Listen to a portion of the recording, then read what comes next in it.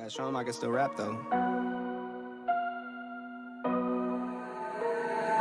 Now I'm in the game, I was on the bench. First I was renting, now I'm collecting rent. Run it up. First it with the Beamer, now I want the Benz. Spending all the bag like here I go again. Outside says chirp, now the camera phone. Told you I'ma keep the channels on. Why you acting different when the camera's on?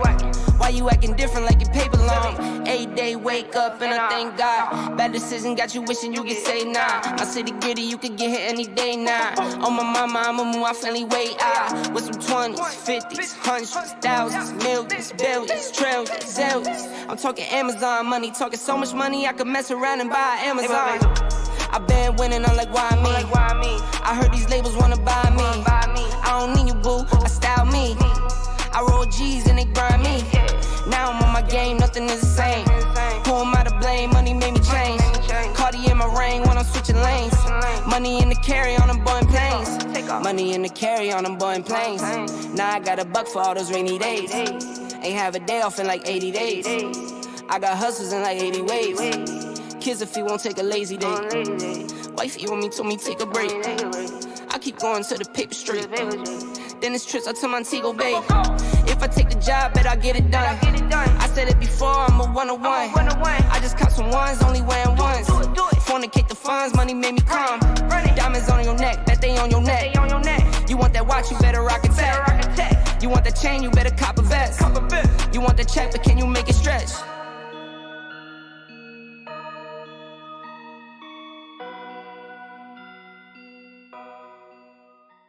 Took so many years, I'm just waiting for the wins. I'm in debt to no one but the one who took my sins. I do it for real, there's no reason to pretend. If I do it once, I do it again.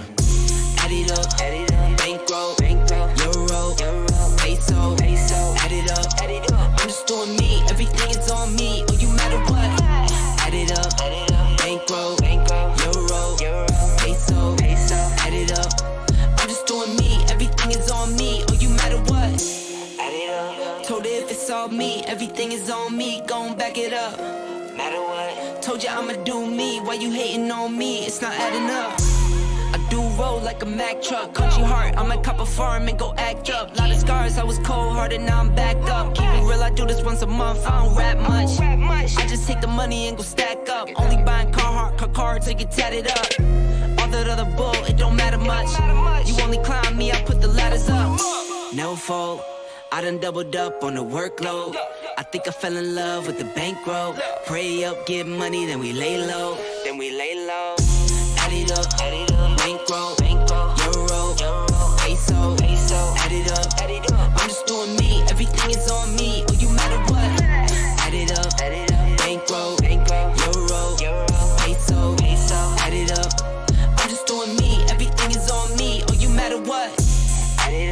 Told her if it's all me, everything is on me, gon' back it up. Matter what? Told you I'ma do me, why you hating on me? It's not adding up. Told her if it's all me, everything is on me, gon' back it up. Matter what? Told you I'ma do me, why you hating on me? It's not adding up.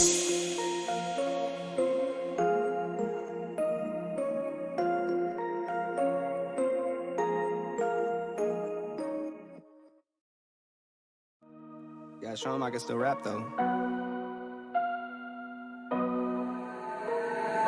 Now I'm in the game, I was on the bench. First I was renting, now I'm collecting rent.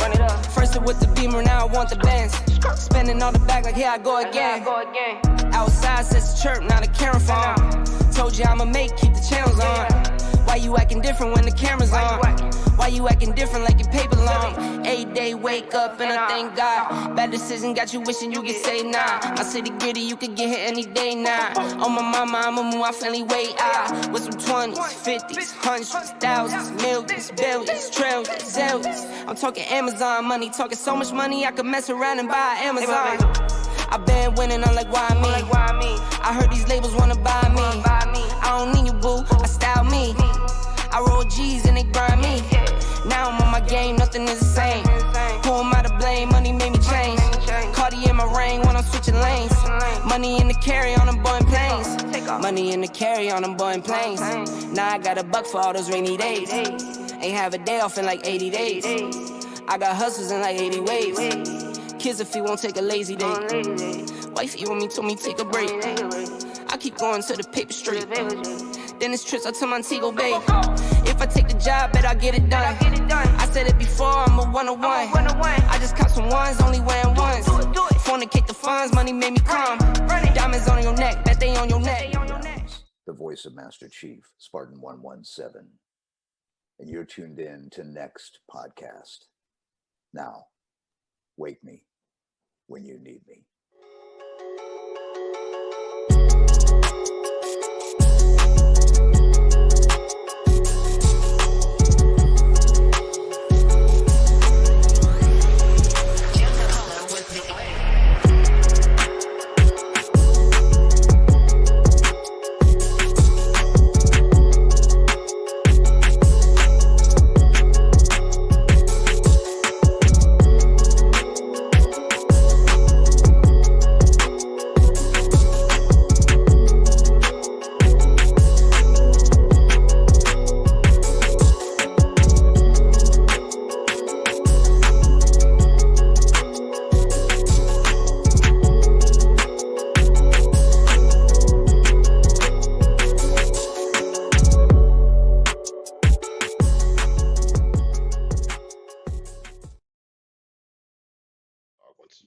I'm gonna take outside real quick. All right, well, yo, what's going on, everybody? Welcome to another episode of the Next Podcast. It is Thursday night, and it is prime time. Guys, I am really, really excited for tonight's show. We have some stuff to talk about. We are all over the place within the gaming space tonight. We are going to be talking about chip shortages and why one company might be producing more consoles than the other company, and whether or not that is an underhanded thing. Because I saw on Twitter that it might be an underhanded thing, so we got to talk about that. Of course, let's see. Coalition unveiled their demo for Unreal Engine 5. I want to get thoughts and opinions on that. There is a lot of stuff to talk about, and we really, really got to get down to business. And I got to say, probably the headline topic would be Xbox's biggest fail when it comes to this gen so far, and PlayStation's biggest fail. So we are going to get into a lot of stuff tonight, yo. So before we get started with the intros, definitely hit that thumbs up button. Share the show out. Let the gamers out there know that this is where they need to be this Thursday night, talking games with you guys in the chat and checking out our thoughts and opinions here on the Next Podcast. But let's get into the introductions, and I'm going to start with the man who is merely just a car's drive away from me, but yet we have never hung out in person. I don't know what it is. I don't know. I guess it's something against me. I don't know, man. But he just doesn't come to Southern Connecticut. But he is the creator of hashtag Crispy Truth. It is Crispy Bomb. What is up, bro? Oh, what's up, bot? Oh, you don't own a car? You can't come up here? Well, dude, see, the thing about that is, like, I'm not country club Xbot. Like, up northern Connecticut, you know, it's a little bit different than southern Connecticut. Dude, are you kidding me? Country club? Come on, man. Country club. Yeah, it's a little. You don't even, like, apparently, like, there's just, like, southern news, and then there's, you know, mid Connecticut news, and then there's, you know, basically up north news. See, mid Connecticut, I think that's are we like about to have a Hartford. conversation about crap etiquette? What? Are we gonna have a long ass discussion about crap etiquette? Dude, you should move up here, man. Why? You should move up here because My city is bigger than your fucking state. Our biggest claim to fame, Connecticut's biggest claim to fame is, It's like basketball. We're It's really like 30 times we're bigger really or close to something New like York that. City. That's our claim to fame. We're really close to New York City. I do want to say shout out to the 4,000 people. I hit 4,000 on Twitter. Shout out to y'all. Woo! Yeah, especially for this dude that doesn't have a podcast and just, you know, kind of leeches off of a bot over here. You know what I mean? Not me, man. Yeah. Dude, But you're on love a y'all. couple shows, okay? No, you're not. You don't Yeah, leech off me. well, I mean, bot. You did tell me I would. You questioned if I would ever be on a podcast again, but that's okay. And as That's far called as podcast satire for the show we were as on. far as the blasphemy, you said that Epic and the Coalition. The Coalition is coding for Epic, by the way, just to let you know. But that's besides the point, because they've done that many times with the Unreal Engine. So Epic's demo just to was warn better, you. but anyway, well, I can't disagree with that. Yeah, well, there was more to see. Like that's pretty much what that was. But like I said, we got some crazy topics. I can't wait to hear your thoughts and opinions, man. But we gotta move on to the next man, and that is right. This man, he has been here from the beginning. For people who don't know, when we first started this show, this dude had a full on afro. Like he was people were envious of the amount of hair this guy has. But if you have checked out any of his live streams and stuff like that, now you see it's a totally different story, and it's because he has been at this show from the beginning. It is K Mega 405. What is up, bro? Man, my hair grew on my chin instead of my head, but it's all right. It's all right. It is prime time, but it is dinner time, so I'm going to be short. I'm going to try to finish these nachos, and get to some gaming topics, man. Let's get to it, man. Let's get it going. Nice, bro. Yeah, I already had dinner, but dude, don't kill yourself over there. You know what I'm saying? No. I don't need to have somebody choking out on the show. Just be careful. You know what I'm saying? Do what you got to do. You need to get on that Xbox hot dog water diet. That's what I need to do. No. It's not about that. We're not about that life, man. Dip the bun. You know what I'm saying? That's just dude. I'm so hot dog juice. I'm so glad I'm not hungry now, because like you would have just completely killed that for me. You know what I'm saying? Anyway, sop it up. Yeah. Oh, he even used the word "sop," man. It doesn't get any worse than that, people. But next on the list, coming from the Lone Star State, and I swear he has a rivalry in his house. It is him versus his headset every Thursday. It is my brother Predator. What is going on, bro? And I always win. I'm here every week with my headset working. I throw this motherfucker out, get my old HyperXs if I have to. But not much, man. You took him to the side, told him like, "Yo, I'm gonna get my old ones, man. You need." I was like, look, bitch, you finna work, or you finna go in the trash? And they was like, okay, daddy. I can't tell if you were talking to your headset or Dark Optimus at that point in time, bro. Dark ain't here, so it's gotta be my headset. It's either him or Crispy. So, man, not much going on, man. I'll settle in this new place, and hopefully I still have not gamed since November.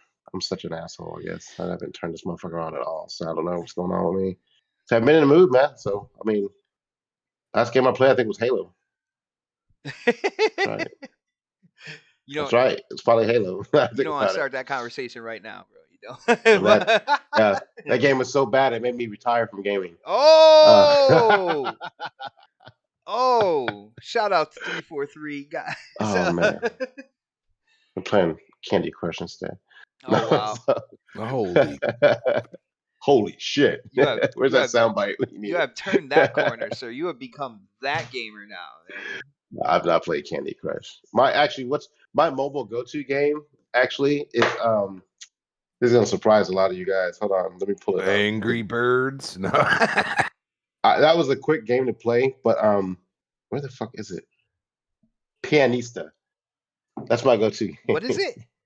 It's called Pianista. It's kind of like Rock Band with a piano. Pianista. That sounds like something totally different. You know, we talk about like your OnlyFans really and stuff like that, man. I'm like, dude, what kind of game? Should we even talk about this right now? Where have we gone? It's like Rock Band with the piano on your phone. It's actually pretty fun.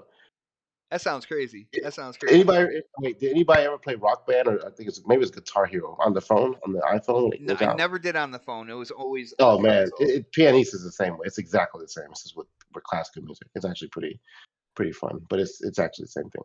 You guys heard that here first. Predator likes to chill out with classical music on his mobile game. That is. Man. That is. I like to make love to my hand. Sometimes. Wow. Put some nice music on.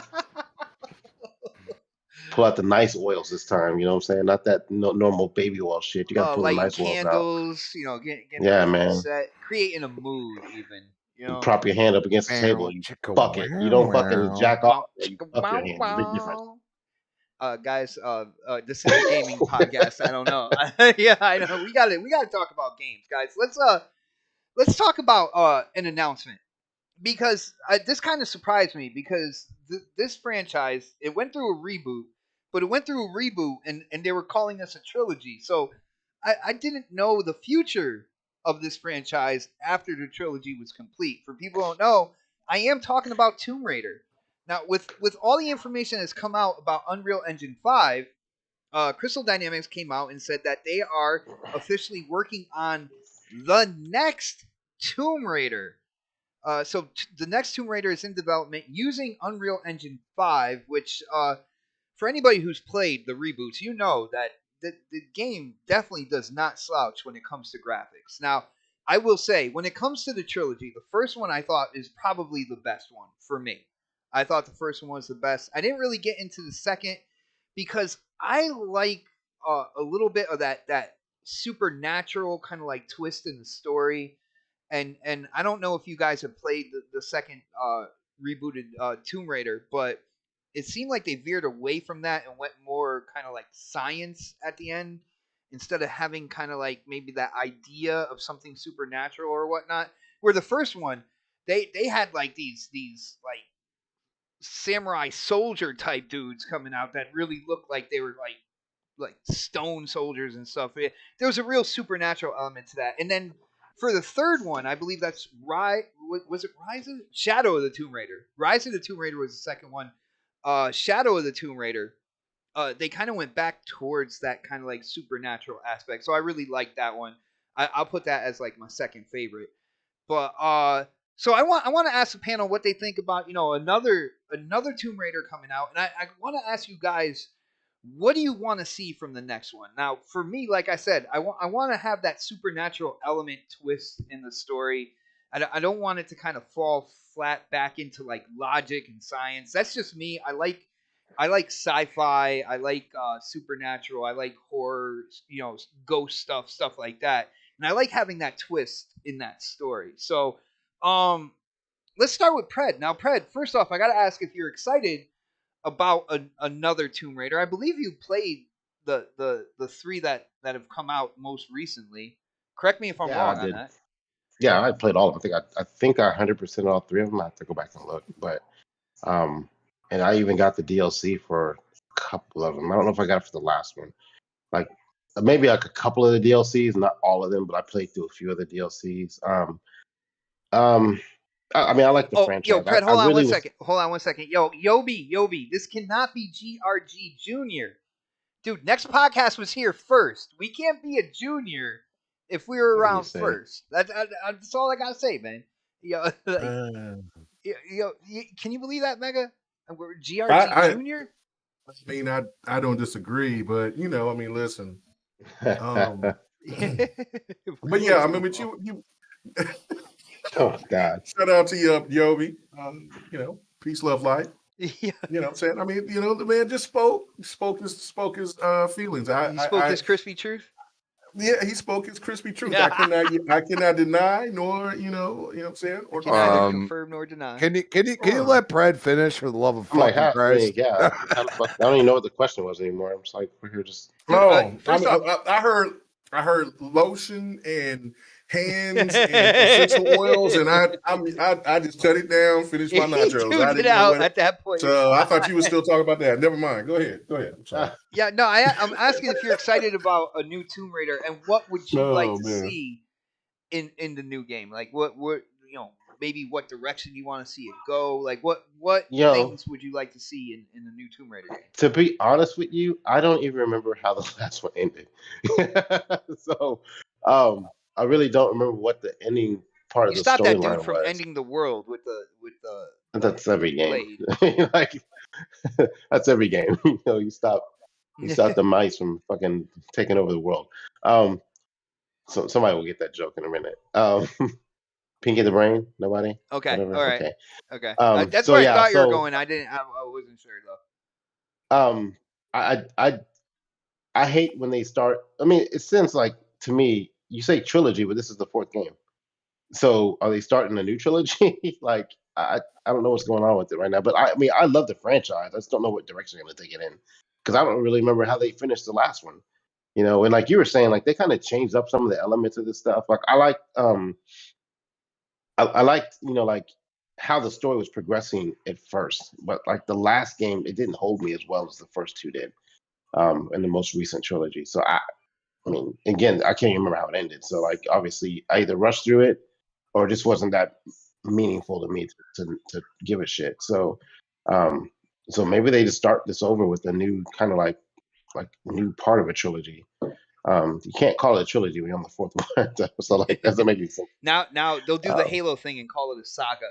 It's a saga. yeah, there you go. Tomb Raider Saga.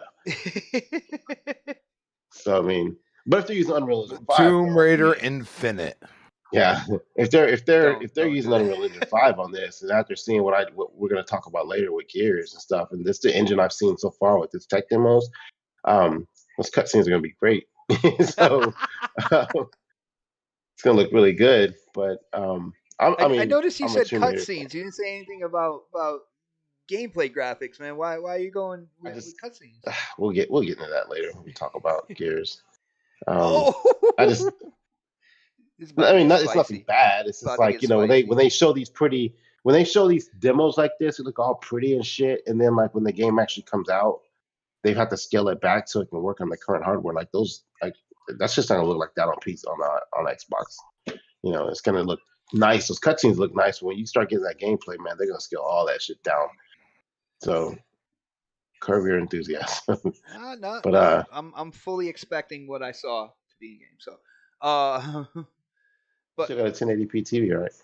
no, I got 4K, bro. What are you talking? What are you Don't talking? give me shit. The 1080p is in the living room for company. The 4K is upstairs in my room. And my son, Damn, my son, disrespectful to the my, company. my son uses his computer monitor for his Mm. gaming. So, All right, hey, I'll be back. I'm going to walk my dog. I'll be right back. all right, no doubt. Yo, K Mega, you say disrespectful, but the 1080p TV is a lot bigger. I have a pretty big living room.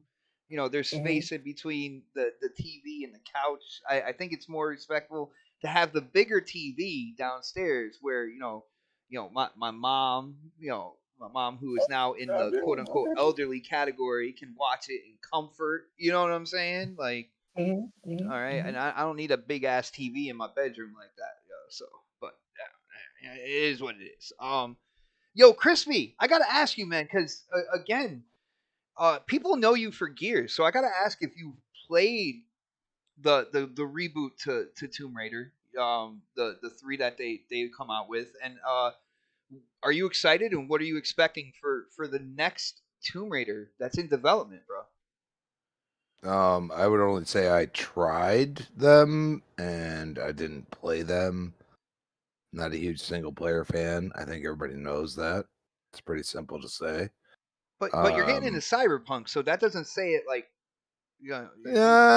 Cyberpunk, Fallout. I mean, like it feels like a living world. It's a little different. Like I make my own choices. It's different. I'm sorry, but okay. The one thing I'll say is that anybody that's trashing UE5 needs to like check themselves because we're talking about like single developers using Unreal Engine, okay, and they continue to That's not the support that. topic. That's not the topic. Yeah, Chris. I was just gonna say you might want to wait until we talk about UE5 real quick. This is just about the game. It's just the game. Poor It's Tomb about Raider. Tomb Raider. Poor Tomb Raider. I think the biggest So- news was Tomb Raider is in development. Like I didn't realize like people were gonna kind of gravitate towards the engine that is being used to make it. Well, I mean, the problem is that isn't Crystal Dynamics working on Perfect Dark? What's going on there? So if you really think about it, what's going on? All right, like you could go one crazy end of the spectrum and say Microsoft has completely bought Crystal Dynamics. You could say no, they haven't. You could say, well, how are they working on two AAA games at the same time? And you can go and say, at the same time, you see many companies like Obsidian okay, who are under Xbox, Microsoft, they're doing the same thing. They're working on multiple AAA games at the same time. So I don't know what's going on, but I feel like after we heard about, people leaving in the initiative and all these things, okay, somebody's got to pick up the slack to make this Perfect Dark. And then on top of it, Tomb Raider all of a sudden it becomes fruition, like it's there again after, a good hiatus. Now, I'm not saying it was, like crazy, like it was like maybe 4 years, technically 4 to 5 years after the last DLC they put out. So you look at that and you say, what are they doing? And I don't know. If you're working on one game, I mean, what are you going to put 10 people on and finish Perfect Dark? Is it under Square? Is it under Microsoft? Is Microsoft publishing all of a sudden? You don't know what they're doing. So it's interesting. It's a thought process. At the end of the day, unless it's something groundbreaking that I've never seen from Tomb Raider, I really don't care. I just don't. I will say I believe they released kind of like some promotional art to it, and I believe in like old school Tomb Raider fashion, in the art they had a T Rex. Correct me if I'm wrong, chat and panel, if you guys seen it or whatnot. But I believe I was reading that um, they put out some kind of like promotional art, some really preliminary promotional art, and there was a T Rex in the background, kind of bringing it back to the original Tomb Raiders. Do you guys remember the original Tomb Raider when that T Rex came out and had you like Yeah. it had me stuck in that little ass cave because I was like I don't know what the hell to do with this thing. I come out and it just bites the shit out of me and I die. But like to have that in the promotions, really kind of and reading about that brought back that memory to me, and I'm like, oh shit, they're going back to kind of like that whole thing. Did So they? I didn't look at it too well. Did they specify that it's a new game, or they just said yeah, they're new game, doing it? new game, Yeah, new game. new Tomb Mhm. Raider game in development using, of course, Unreal Engine 5. So Okay. I'm excited about it. Like I'm taking the whole kind of like gamer stance on this, man. I when it came to the trilogy, of course, for me the middle one wasn't the best it could be. I thought the story kind of fell flat, but the first and the third ones had everything that like I like when it comes to a Tomb Raider. You had the exploration, and all that good stuff. You had that mystery with what's going on. Of course, you had your antagonist, that group. I forgot the name of that group uh, right off the top of my head right now. I do apologize, guys. But and then there was like this supernatural element, this mysterious supernatural element that she was trying to figure out, and that other group was trying to to grab and use to kind of like take over the world, do something crazy or something like that. I like that kind of like setup for a Tomb Raider story. So for me personally, that's what I want to see in the next one. I already know it's gonna look good using Unreal Engine, and how flexible Unreal Engine has been for developers moving up. And every time they did a new iteration, it was just that much more scalable, that much more flexible, and such. So the next iteration, from what I'm hearing, is absolutely wonderful as well for the developers. So I already know it's going to look good. I'm just hoping that they stick to that story kind of like framework moving for the next one. Th- Thanks for cutting me off and taking the words out of my mouth. I appreciate it. Well, no, I Salute, couldn't, bro.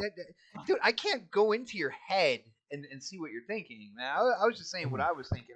I don't know. Nah, I'm just saying I you thought I you was don't saving you you, don't like man. to let me I finish, thought I bro. was Like saving you. to You let me you finish. sounded like you were drowning, bro. I thought I was saving No, you. no, no. I am never I was trying to drowning. be a good I'm friend. only swimming up to the top I to was, breathe again. you know, That's all I'm doing. I was trying to help you out, bro. That's all I was doing, man. I know one person I'm not gonna have to help out on this, and I know this man has played all three of these things. So, K Mega, are you excited for another Tomb Raider? And what would you like to see in the new one that's in development right now? Oh, absolutely. That's the first video game crush, female crush. You know what I'm saying? Oh. So yeah. Oh. But that's the thing right there is where it's yeah, no, I'm stoked about it. I myself are like you. The first of the remake of the this trilogy, the first one was absolutely amazing. Like just brought me right back in because I was kind of dull off of Tomb Raider after playing on PlayStation 1, PlayStation 2, then on the 360, and then I kind of just stopped. So yeah, no, that just brought everything back to life. And then Rise of the Tomb Raider is my least favorite. I know for a lot of people, the second one is their favorite. It has that it kind of takes you where they want you to go, little espionage, little bit of some, like you said, science, things like that. But I'm like you, I kind of like the whole, discovery of just kind of like, old time, Like that paranormal mystery. yeah, paranormal type of stuff like that. So and then and then like the setting in Rise of the Tomb Raider was just kind of it was cool, but I'm saying it wasn't my favorite. Like so I like it when it's in the jungle starting off and everything. It gave me that old school vibe of her getting ready to get back into what the originals did. So no, I'm really stoked about it. Also, like with the DLCs. Now, I only did it a few times. Me and Livewire went in and played a couple of times the multiplayer aspect of it, which was dope. But for some people they didn't get the DLC, so a lot of people I knew at that time didn't experience that. As Don would say, it was a fractured community then. Yeah. Those puzzles were absolutely just like they were insane, but they were reward. I mean, like you get like a gun or something like that, or a crazy trinket or whatever. But the once you figured out because they were cleverly done, in Shadow of the Tomb Raider, I just what I'm saying, I don't know. I think that's what got it, the story aspect of it, going back to its roots pretty much, and then just seeing how Laura evolves. That's why Shadow of the Tomb Raider is really, really, really dope to me. So especially when she had that moment where she just was like, yo, what? You know what I'm saying? Like, Bro, Shadow of the Tomb Raider. Shadow of the my Tomb Raider. homie? And then so yeah, she went off. Like I was like, oh snap. She had bloodlust and went crazy. She went down. I was like, oh my goodness. But it was a really cool game. Had some really cool stuff. I like the villain and all remember the that. chick that ran? Remember the tribe that stayed within the mountain? Do you remember that chick? Yeah, That chick was badass, yo. Yeah, that's what I'm saying. Like it just brought you that whole like going in there, and then when you see, I showed gameplay of me, finding her, and then like back then graphically, I was like, this looks so realistic, like because she had the gold teeth and then she had like the minions with her, and you had to run out of there to get out of there after you did the puzzle and all that. Yeah, no, it just there was just so much cool stuff, especially like that really cool scene. I knew that I felt the game was going to be special right off the very rip when she was stuck in the rock, and how at that time that was seriously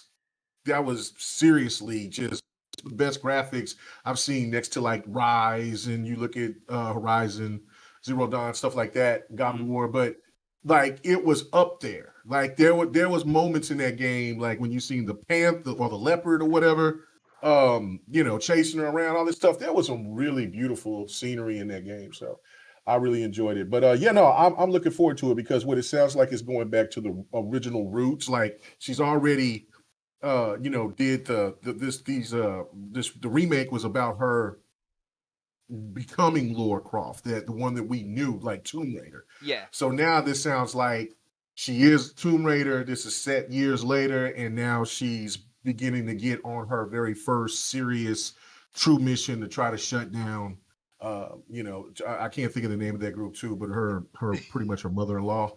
So in that group. So yeah, so it's going to be pretty fascinating. So I can't wait, and the game gave me the creep sometimes because the dinosaur, I lit him up, but when you got further down in the tunnels and stuff like that, it started getting kind of demonic and stuff, and you didn't know what was coming out at you and stuff. I was like, yo, so they can really take it into it and make the game not too much a horror, but they can really put some very suspenseful, make it really suspenseful. So Yeah. I'm looking forward to it, man. Yeah, no, I love Tomb Raider. That's that's the pinnacle. You know what I'm That's saying? the Really one of the original first strong, adventure.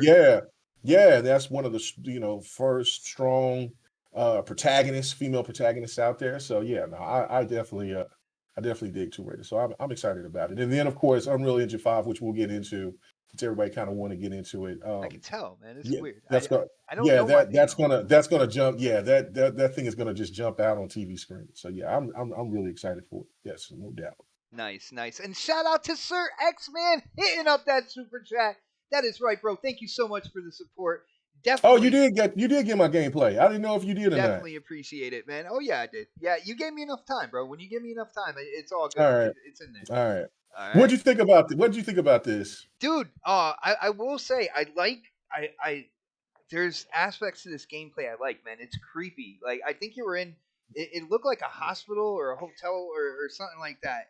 Yeah, I kind of chopped it up because I wasn't trying to show everything and all things, but it was both in a hotel. It gave me kind of like a fear vibe, but without guns. You know what I'm saying? Yeah, like, yeah. I'm down. I'm down with that. Yeah, Ghostwire is pretty fire, man. So far for what I played. So nice. Yo, shout out to Fahim Scott. He asked, what is this game? This is Ghostwire Tokyo.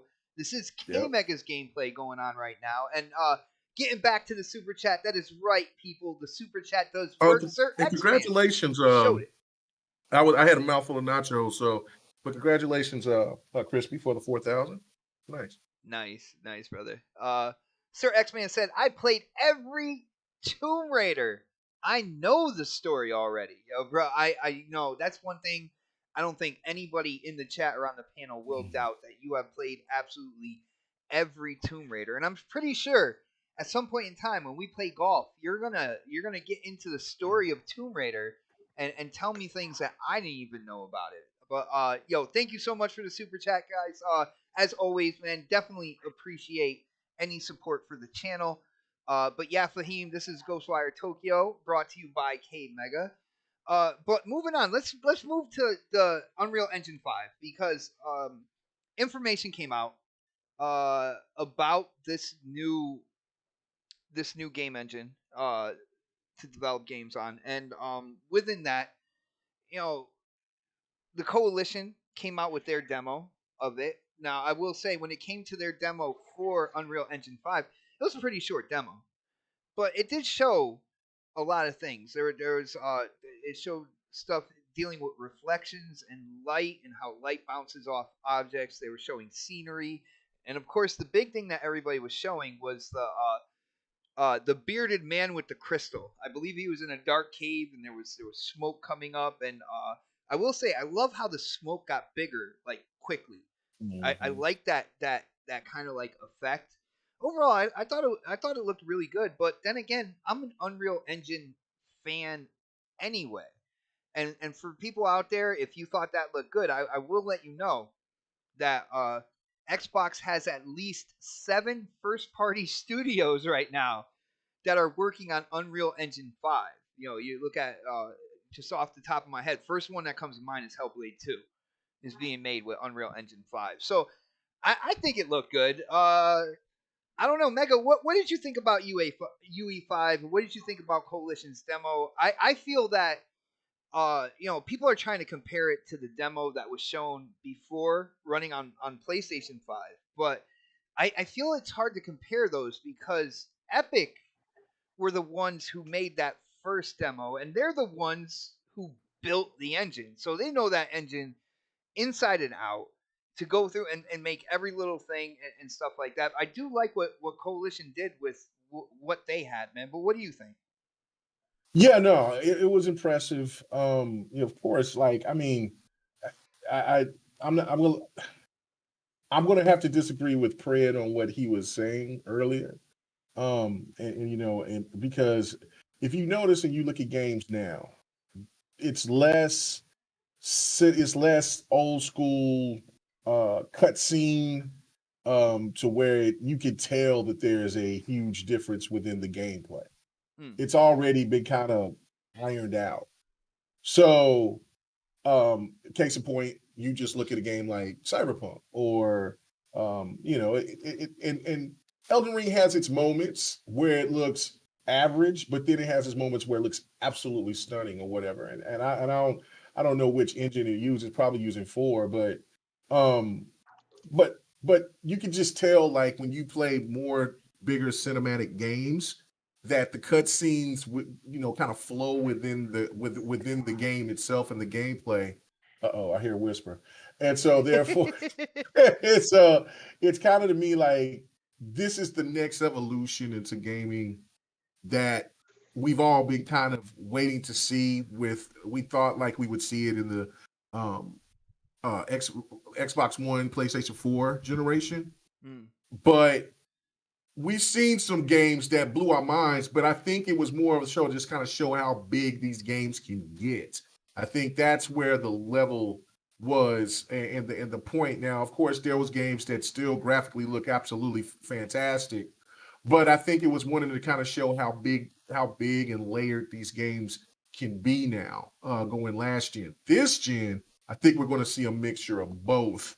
But I think this is where we're going to see the absolute evolution of gaming, from you're looking at something that's on the last gen stuff, and then you look at it from this point, it's going to look insane. And that's why these consoles are going to really, that's why we're going to get to a point to where the older consoles, unless it's going through cloud, can't handle what we're about to see. So Unreal Engine is really impressive. I mean, like, Don been bragging and talking about it for a while. And I mean, he showed me some stuff about some of the games that he's been working on. Well, I saw Don in the chat, and if he wants to jump in and talk about this, because I know he's messed with Unreal Engine. And he's been excited to do Devin the Gamer, but we were supposed to do it yesterday, and then we was going to try to do it today, but he got caught up in something, and then he's been really excited. He's been wanting to talk about it. He's listed as a founder when it comes to the Discord, so he could just jump in whenever he wants.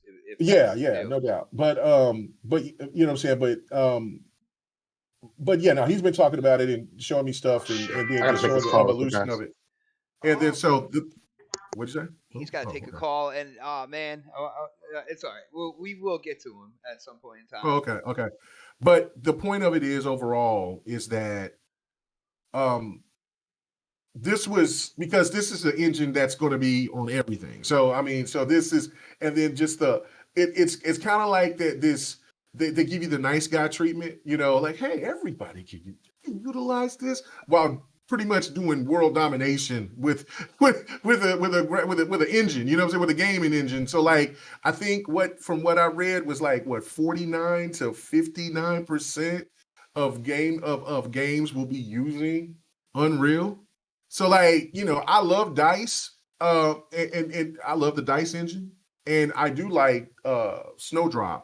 But again, we don't see enough of those games in the wild. Is that Frostbite or no? That's Frostbite. Yeah, that's EA stuff. Yeah, I love DICE. I love the Frostbite engine. So there you go. And so to me, it is like head and shoulders above pretty much everything out there. And that's why, except for, the Decima engine is been proven to really knock your socks off with visuals, right? But with this, and so this will be something that we'll be talking about tomorrow night too, is that, like, these are probably the two premier engines out there between the Decima engine and Unreal. And I just don't see Unreal losing. I just don't. I mean, because of just of how easy it is for what they're doing and what they're trying to bring to the table. And then, I mean, just looking at that Matrix game, right? Like, I mean, that was just a demo of what they can do and the cinematics that they can bring. Like, they're bringing movie and it quality showed its scalability as well. Right. Like, I mean, it's just about where your imagination can go. They can make it happen. Is, you know what I'm saying? Of course, if you have a budget and stuff like that to where you want to make it happen. But it is pretty damn amazing. And so now what we'll be seeing, and which I've been really hoping to see, is more indie games get to this next level with a lot of their games. Because I don't have a problem with indie games. I play them. I'm kind of sick of the 8-bit stuff, just because I've lived through the 8-bit era. And so, like, I mean, for anybody that's 25 or something like that, or 30, and didn't know about the 8-bit era, I normally K stay Mega, away this from. area right here that I'm talking about. I'm not sure. I think Oh, it's a okay, hospital. yeah, just a Yo, hospital. Yeah, this I really like this part of the game. Like seeing like all the creepiness that's yeah. going on, man. Yeah, it's in the early part of the game too. So yeah, no, it's crazy. So, it to me, it's just I was just impressed for what I seen. It was, like you said, it wasn't that long, but it is showing us where gaming is going, and then just what's gaming is capable of being going forward. Like more realistic looking characters, just more. Which means that you'll see more actors and actresses that people are familiar with that's getting involved. You're already starting to see that now. So what we're doing is what we're seeing is just like things that we were always as gamers, especially if you've been gaming for a long time, always imagined what was the possibilities and what that could be done.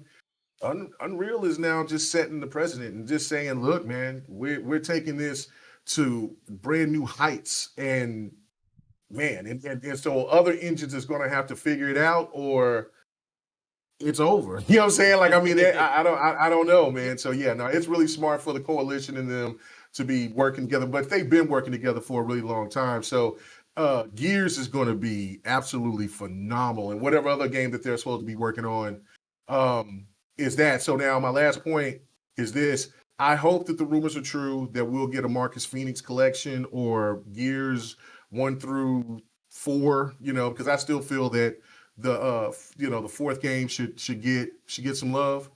And then you put that you have that game and put that in Unreal Engine 5. Those games into that Unreal Engine 5. Oh my God, just imagine how great that will look. It'll just be kind of like a whole nother experience, man. So yeah, no, I'm looking forward to what they're doing, man, for sure. Nice. And I definitely agree with the whole Gears 4 thing. Can you imagine like the last couple levels of Gears 4 blew my mind. When you're in that big ass like mountain Oh, type just in thing. the beginning with the tornado and stuff in Gears 4. Yeah, Gears 5 was just like this is I don't get why people don't talk about how stunning Gears 5 look. Oh yeah. Like when you're Well, walking through people the in the ice, industry do. People in the industry man, do. But people on Twitter man. don't. Like Oh, and then what they did with Hive Busters, like that was nuts. Like, so just think what. So yeah, no, they didn't need no, so they didn't need no like, fake cut scenes. That game just flowed all the way through and looked damn. It was one of the best looking games I've ever seen in my life. So if you have not played Hive Busters, I recommend do not I do didn't not finish it. watch. I Yeah, didn't do finish not it. watch do not watch it somewhere. Play it Well, and I got a experience Series for X now, yourself. so like I Yeah, might I have know. to I power saw that that. I back saw up, that. man. Oh, now you'll get to see what everybody's talking Dude, I about with already that. saw the difference in Guardians of the Uh-huh. Galaxy. I already saw the Uh-huh. difference in Forza Horizon. Forza Horizon, and the thing about we'll get into that in a little bit. Yeah. We have a family member, part of the original panel, back with us to talk about UE5. And one thing I want to say, guys, when it comes to these demos, you can see all the graphics in the world, particle effects, lighting, all that good stuff. But the reason why I said this man can come on, let him know that he can come on to talk about this, because I think the more important things when it comes to a new gaming engine is how much overhead there is, how much flexibility there is for the developer, and like when it comes to the tool set that they get to create kind of like what they have envisioned in terms of the story or the game that they're developing. And there is in my circle, there is nobody better to go to when talking about Unreal Engine than the Don. What is Hey up, bro? guys, appreciate it, man. I mean, I guess I have a little bit of experience. I have over a year and a half working in the engine right now. So On five or on five? yeah, in 5. Oh, look at this! Look So at this, man. So, dude, I gotta ask, what you thought about the demo. What do you think about the engine? Now, I'm gonna go on a limb and say pretty much this is like the most popular gaming engine out there. It is. It's not on a limb. It's over 40% of announced games are running in Unreal Engine 5.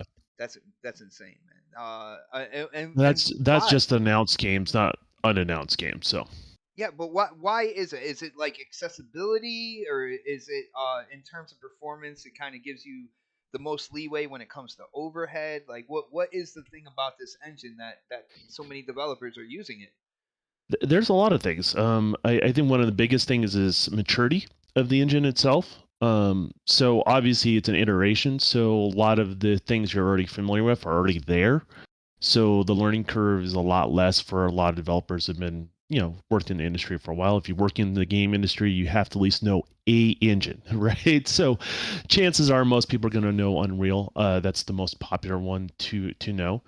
The tool sets, and I said the biggest, I think a lot of people are focused on Lumen as gamers, but as developers, we're really focused on Nanite. Nanite just allows that pipeline where you can just import stuff into the engine that basically would set your machine on fire before. You could just put it in there and it doesn't crash. It just works.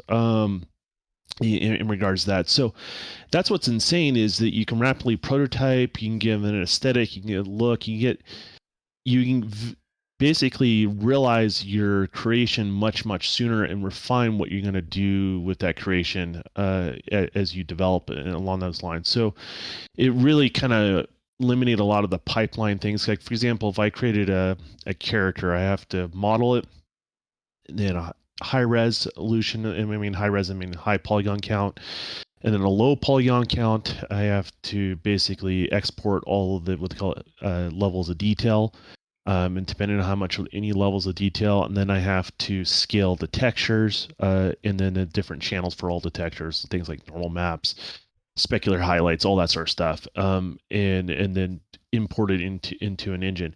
Well, I used to have to do that process, everything from a character to like a background object. Now I don't have to do that. so the optimization, I just port it in. It's there you go. It works, and then it's the highest quality of possibility. I mean, you do run into restrictions like RAM and CPU overhead and GPU overhead, but for the most part, it's extremely flexible. Don, you're the one who told me when it comes to RAM, that's the one thing developers are constantly asking for. That's the one thing that will never be satisfied when it comes to game development. They always want more RAM.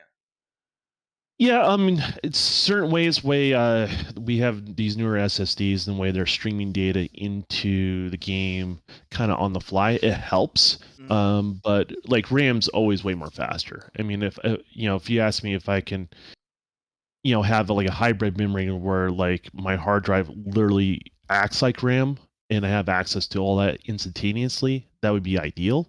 But that world doesn't exist. And so RAM's always the faster solution in regards to that. But managing that sort of stuff within Unreal is pretty awesome. And then it's really easy for you just also like to import stuff and set parameters. Like, okay, I want to prioritize. Before I used to like, when I'm developing a game, I have such a thinking, okay, what things are going to create these, I would say, glass ceilings, right? That where I hit these certain bottlenecks. And when I say, my game's going to target this frame rate. Well, I have to kind of think about that ahead of time when developing my game. Now I don't have to do that nearly as much. I can just drop it in there, basically tell the engines what's the priority, like drawing distance, all that sort of stuff. And then basically it figures it out. It just works in regards to that. So, I mean, it's crazy. And then there's other things that people don't realize, like Quixel. People don't realize the impact of Quixel when Epic bought them.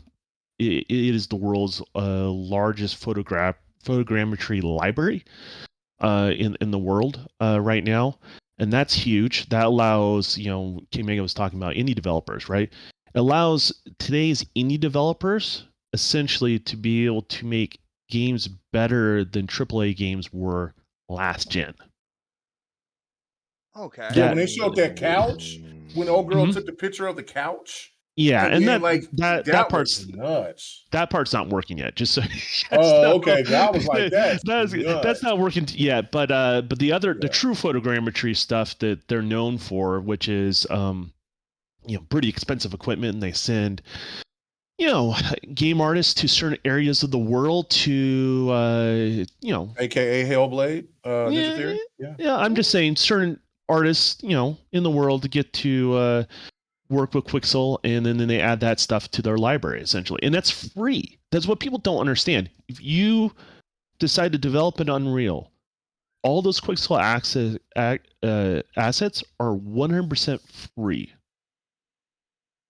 to the developer. So that definitely will cater to indie developers, especially ones like just starting out, trying to get their feet wet, possibly. Well, that would cater to indie developers. They cater to big studios. They're like, last time I checked, publishers and studios like to save money too, right? Like, it's just how that goes.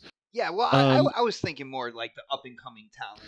Well, I think the benefits are on the smaller side of things, right? Yeah. Because other people's have deeper pockets, but it benefits across the board. So, Quixel's a big part of it. Lumen, you just don't have to fight against it. It's not really ray tracing, if that makes any sense. But they use a lot of ray tracing cores to basically bounce light around and give that sort of ray chase look to things. I guess is the best way to describe it. Basically, that lighting engine eventually will replace ray tracing in Unreal Engine 5. They're actually going to dump, as far as I understand, in development documents, eventually ray tracing is no longer going to be used in Unreal Engine 5 because they feel like Lumen will be able to replace and do just as high of a quality. So. Oh. And there's less of an overhead with that too. So and that's a big thing. Like when it comes down to it, they can make these demos and stuff look as pretty, for us, the gamers out there, to get us excited about what games are going to be made from that engine. But at the end of the day, the real benefits are what the developers are getting in terms of overhead, in terms of flexibility, assets, and all that good stuff. All right, back. All right, yo, Pred, you're back, and so is the Don, because we are talking about Unreal Engine 5. And I'll just. I don't need to talk then. Don's probably done enough talking for everybody. Yeah, that's usually how it is. Well, Don, I gotta ask, with this demo from the Coalition, because I did see you in the chat say, in comparison to the first demo made by Epic, they were showing different things. What did you see from this newest one from the Coalition? What were they trying to point out? What were they trying to show in terms of what UE5 can do? Yeah, I think they were more or less showing how it affects them as a development team, and more or less their pipeline and how they approach development differently with Unreal Engine 5 more than anything else. So it's more of what I would say is a message for developers more than it is honestly gamers, if that makes any sense. Mm-hmm. And so they try to show some of the newer volumetric effects. That was the cloud feature that you show there, so they have a time to kind of demonstrate. They showed off Nanite, but we've seen Nanite, we've seen Lumen. That's none of that stuff was relatively new. But they are also showing how Quixel's now using what I call group assets. So they'll have an artist like myself that will take all their assets and kind of group them together to create like this cliffside, essentially, like a scenic little cliffside. And so what allows basically a developer to do, or say a level designer, essentially, they can just grab that whole area. Does that make sense? And it's all the rocks have been laid out, all the erosion's all been planned out, like all that sort of stuff. And so that's more or less, what they're showing is basically the group assets, how they're able to use it, how they're able to take stuff from MetaHuman, elements of MetaHuman, and basically pull it apart and then apply it to their own pipeline. So not using all elements of MetaHuman because they want to say stylize something along those lines. And so they're just showing a bunch of all that little stuff. And I think also they're just showing it officially running on hardware. Like, you got to keep in mind, like the PlayStation 5 demo they showed, what is it, year and a half, 2 years ago, or a year ago? Like they showed, yeah. So that one was shown on a dev kit. There's a big difference between that and an actual final hardware. Well, dev kits, for people who don't know, dev kits they have like more RAM set in them yeah, they stuff just have like more that. overhead just so they can troubleshoot and that sort of thing. Yeah. In regards to, and don't get me wrong, the Unreal Engine will look great on PlayStation. It will perform really, really well. Matter of fact, and I've said this before, and I'll say it again. As it currently stands right now, like Unreal Engine 5, both Xbox and I would say both Sony don't have anything that can remotely touch it right now. Far as if you put the talented people on there and they're using those engines to the best of their ability, you'll be able to get better results out of Unreal Engine 5 as it currently stands right now. Don, I definitely I hear where you're coming from with that, and then with seeing at least 7 first party Xbox studios basically working on projects with Unreal Engine 5 right now, and kind of seeing kind of Xbox's view of the future, with Game Pass, the subscription, making sure there's a steady flow of content. That's kind of what gets me excited for this engine, because there wouldn't be so many of these first party studios using this engine if it wasn't flexible, if it wasn't easy to use, but have the ability to produce a high quality product. Because they want to have their games out in a timely fashion to kind of like fuel Game Pass, and to have I think Mega, correct me if I'm wrong. But they want to have a certain amount of first party games out per year. I wasn't sure if it was one a month or a quarter or something like that. But they want a steady flow of first party content. Eventually, they'll have to. They're spending so much damn money. Yes. I mean, they have to get some sort of return on that. So, yes, they are. but the reality is also, when you're ultimately thinking about it, say you're doing on a hiring spree like Microsoft is, and Sony's doing the same thing too. As a matter of fact, there's a shortage of talent in the industry, right? But Don's phone has been ringing constantly, by the way. The hardest thing of becoming truly independent is passing up opportunities that's come my way, to be honest with you.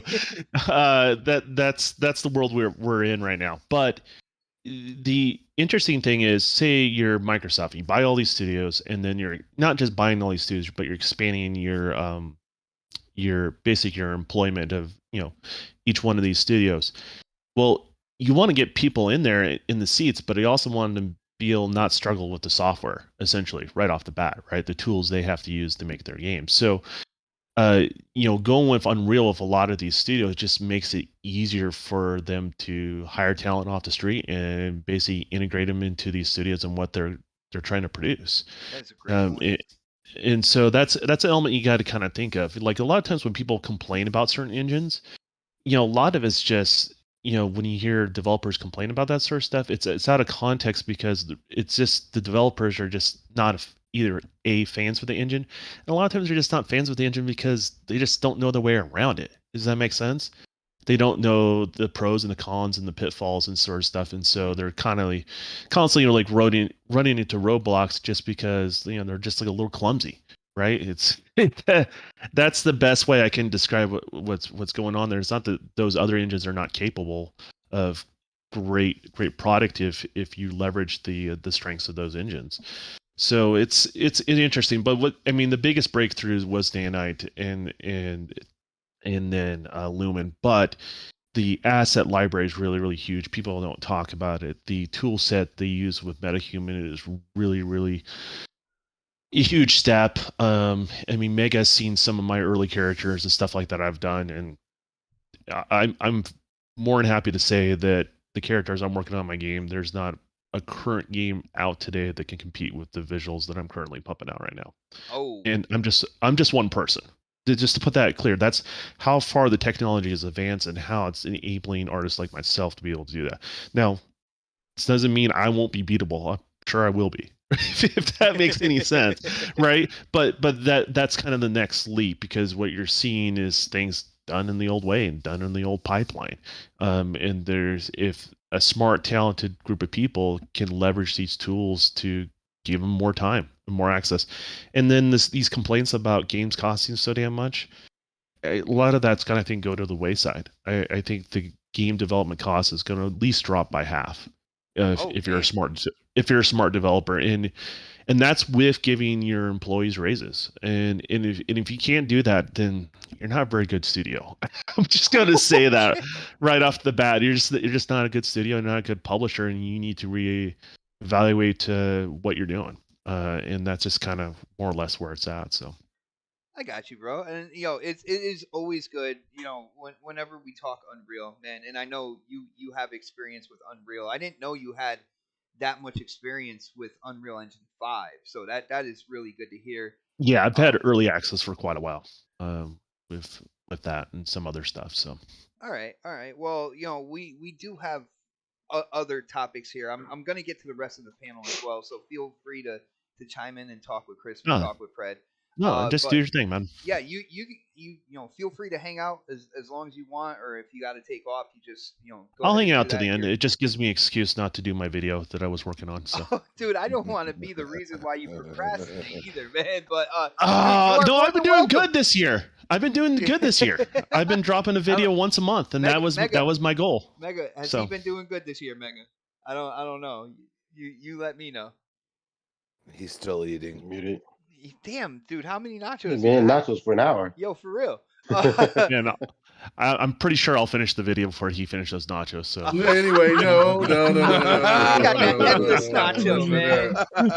I was just thinking to myself, it took me 3 days to beat this chick, and it's only about less than 5 minutes, 4 minutes. I thought he was gonna say it took me 3 days to finish these nachos.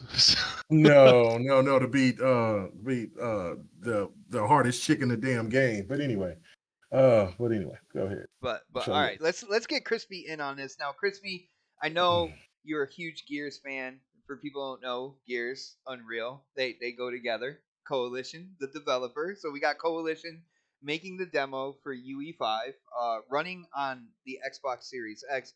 What is your thoughts about the demo that they produced?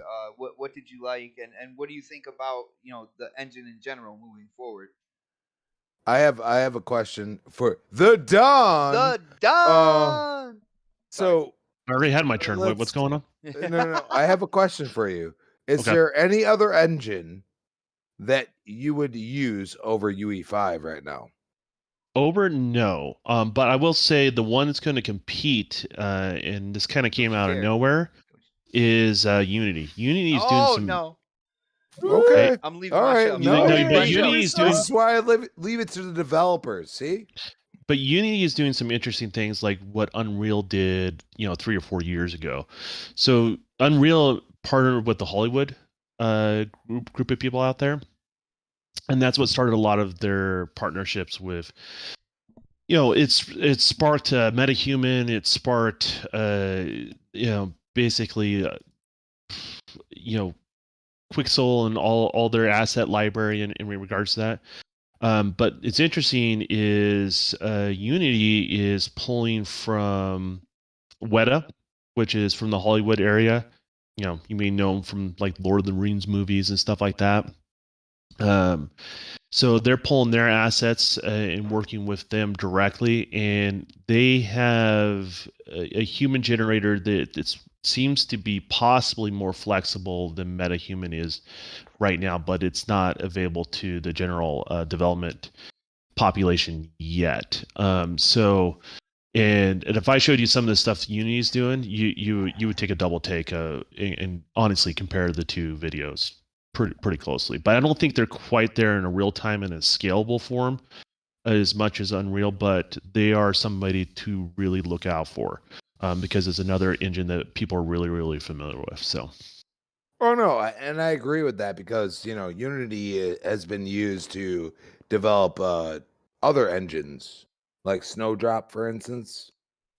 Yeah, technically it started off on Unity. Because it's kind of bare bones. Yeah. I mean, but it's not quite there. Yeah, I mean, it's kind of like if you take I forgot what they were calling behind the scenes the engine for they're using on Halo. If you take it, Destiny. Slip Space. Well, no, it's before Slip Space. Before they had a different name for it.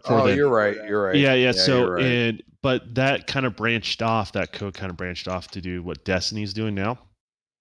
And then that original source code, also the kernel of that is now being used in Slipspace. Two totally different engines, but they share kind of like similar DNA. Does that make sense? I agree. That makes sense. So in regards to that, but then again, Unity is very engines. The thing is, people have personal takes on engines, but they're gamers, and I get that. But what you guys are typically, to clarify, you're fans of the result. You're not necessarily a fan of the engine. Does that make sense? Because the developers are the fan of the engine, not because they're the ones that have to work with it, like the day-to-day frustrations and that sort of stuff. The in-gamer just cares about the results, what it looks like and what they play. And sometimes you'll be like, well, I didn't even know that a game could look like that on that engine until someone points it out. So that's something to kind of. So I gotta ask, I guess right off this, I gotta ask one more question. Okay. Sure. Would it be fair to say that you have had tool sets or things that have come to fruition with UE5 being officially launched before it came out? Did I have access to a lot of stuff before it was officially out? Yeah. Yes. Okay. So hypothetically, okay, because people are overanalyzing this.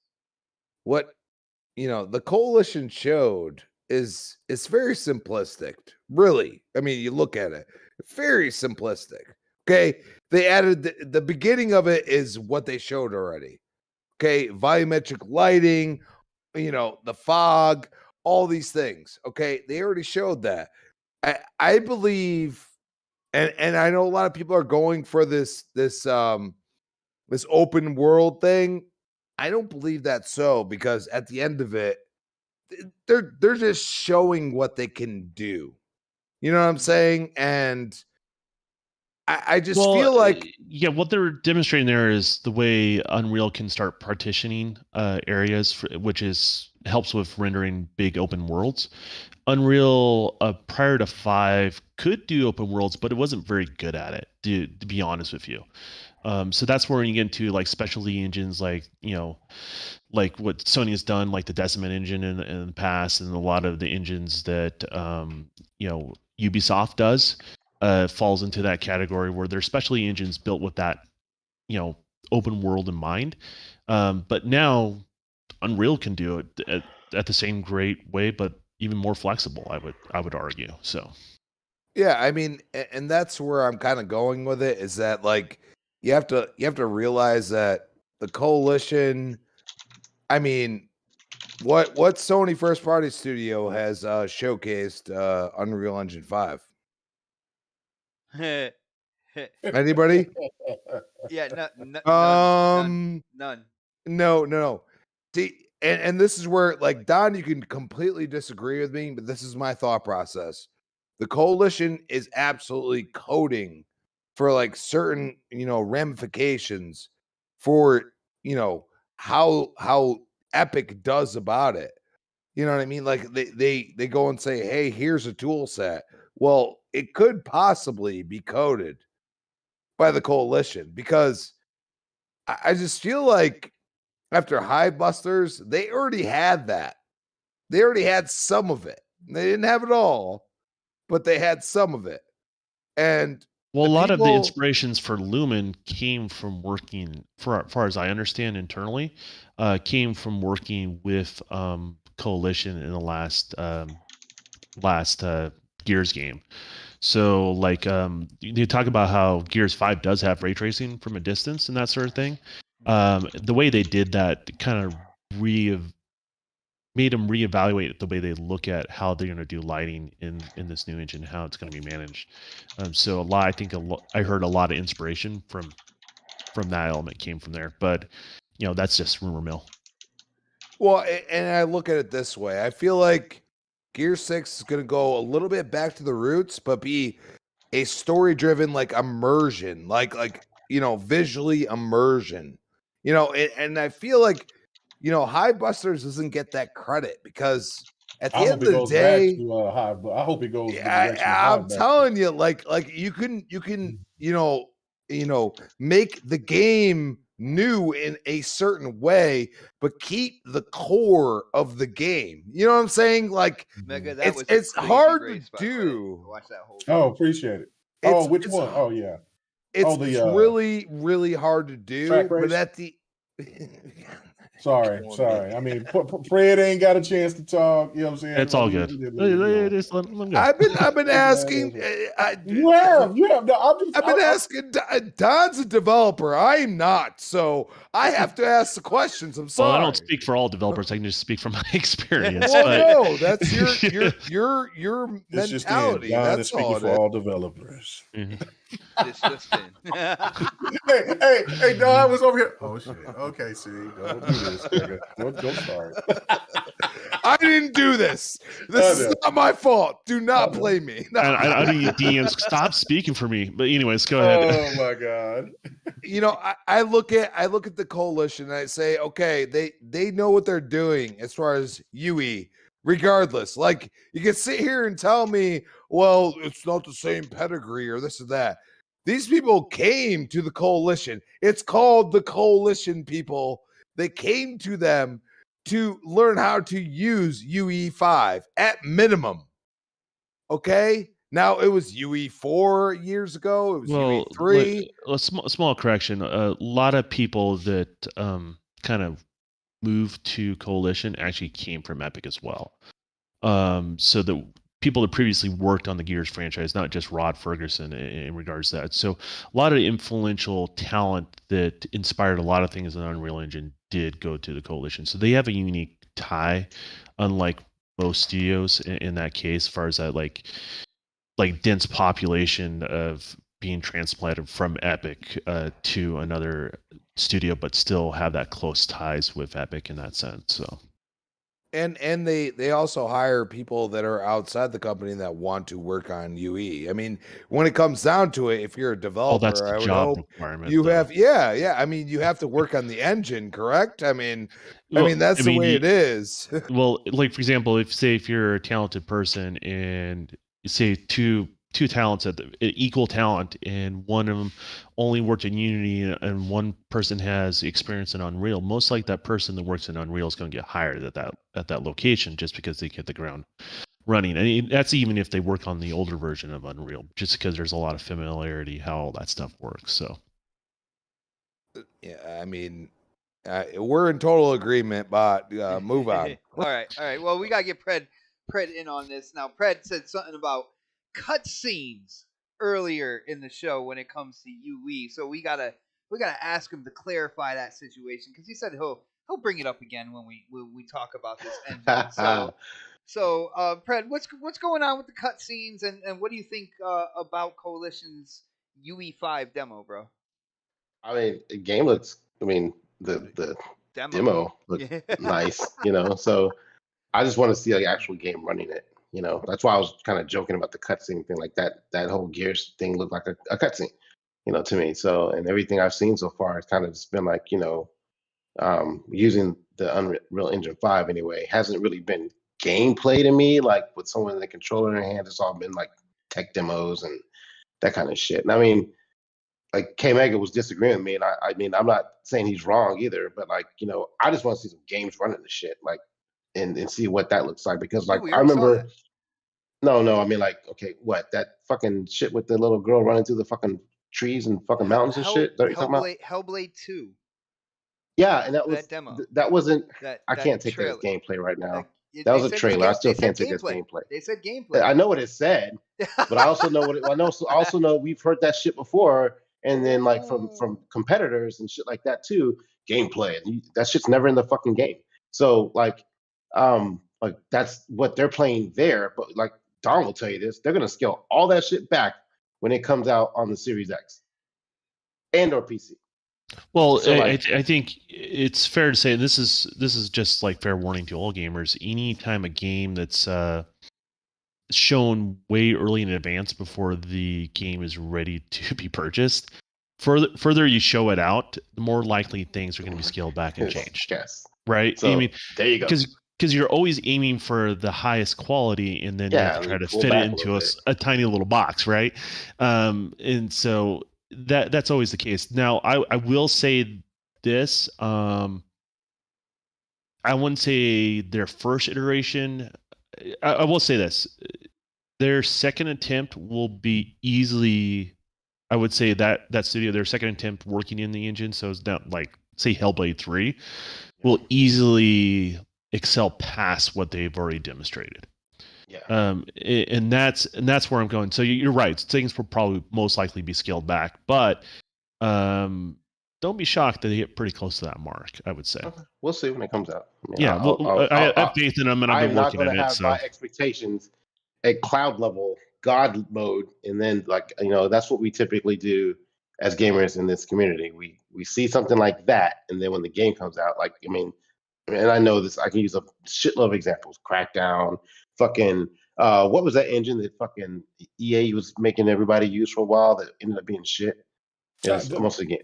No, the Dice games look good. You're talking about Frostbite? Frostbite. Frostbite's fine. Some games worked with it, but some games didn't. But they're trying to use it on every fucking thing, and it didn't work on everything. So it just depends on your talent you bring in, right? Right. So if games look good, because an engine will do what it's told, right? And so if you give it bad instructions, or you put people in there who's not as familiar with it, you're gonna get poor results. I remember playing one of the golf games they had at the time, and they were like, "Oh, we're using this new engine and shit," and then the game was ass. It worked good with Battlefield, but then when you saw it in implemented other ways, it didn't work. So I mean, the Battlefield team's the one that made the engine, so they're the most familiar and they know where the pitfalls. You're saying, yeah, people who have knowledge of it are going to be able to tweak it. I think Xbox was alluding to that before I got my phone call. The people that know what they're doing with it are going to actually make it. They know how to pull the most power out of it. But I saw that demo, and I was like, yeah, it looks really good for a cutscene, and it did. I mean, if the gameplay looks like that, really me impressed. But we're so far out right now. I'm not even going to, get my hopes out. That fucking, when are we looking at? Fucking 2028 maybe for fucking Gears, the next Gears. So. Well, I think you also pointed out something good too, though. Cutscenes still, with this new engine, will look at a higher fidelity than typically. So, when you have cutscenes in engine sort of cutscenes, they're still going to look at a higher fidelity than, say, in-game gameplay. Yeah. And the reasoning for that is because you're not processing all the other shit in the background. Does that make sense? And so you have more overhead, and you can basically utilize, what's in your box a lot more. So, it would benefit the developers to make the cutscenes look better. And they're trying to show you something. I mean, we've seen this with Sony. Even fucking Microsoft's probably done it a couple times too. So here's the beautiful backdrop and all this great shit, and then you get bamboozled later. So I mean, it wasn't a knock on Gears. It wasn't a knock on cutscenes in general or anything like that. I just thought okay, this is really soon for us to be looking at this. Let's see what the end product is, because I want to see that shit running in games. To me, it sounds like Fred's trying to reel it back. No, you can't. Now. No. Shut up. You gotta.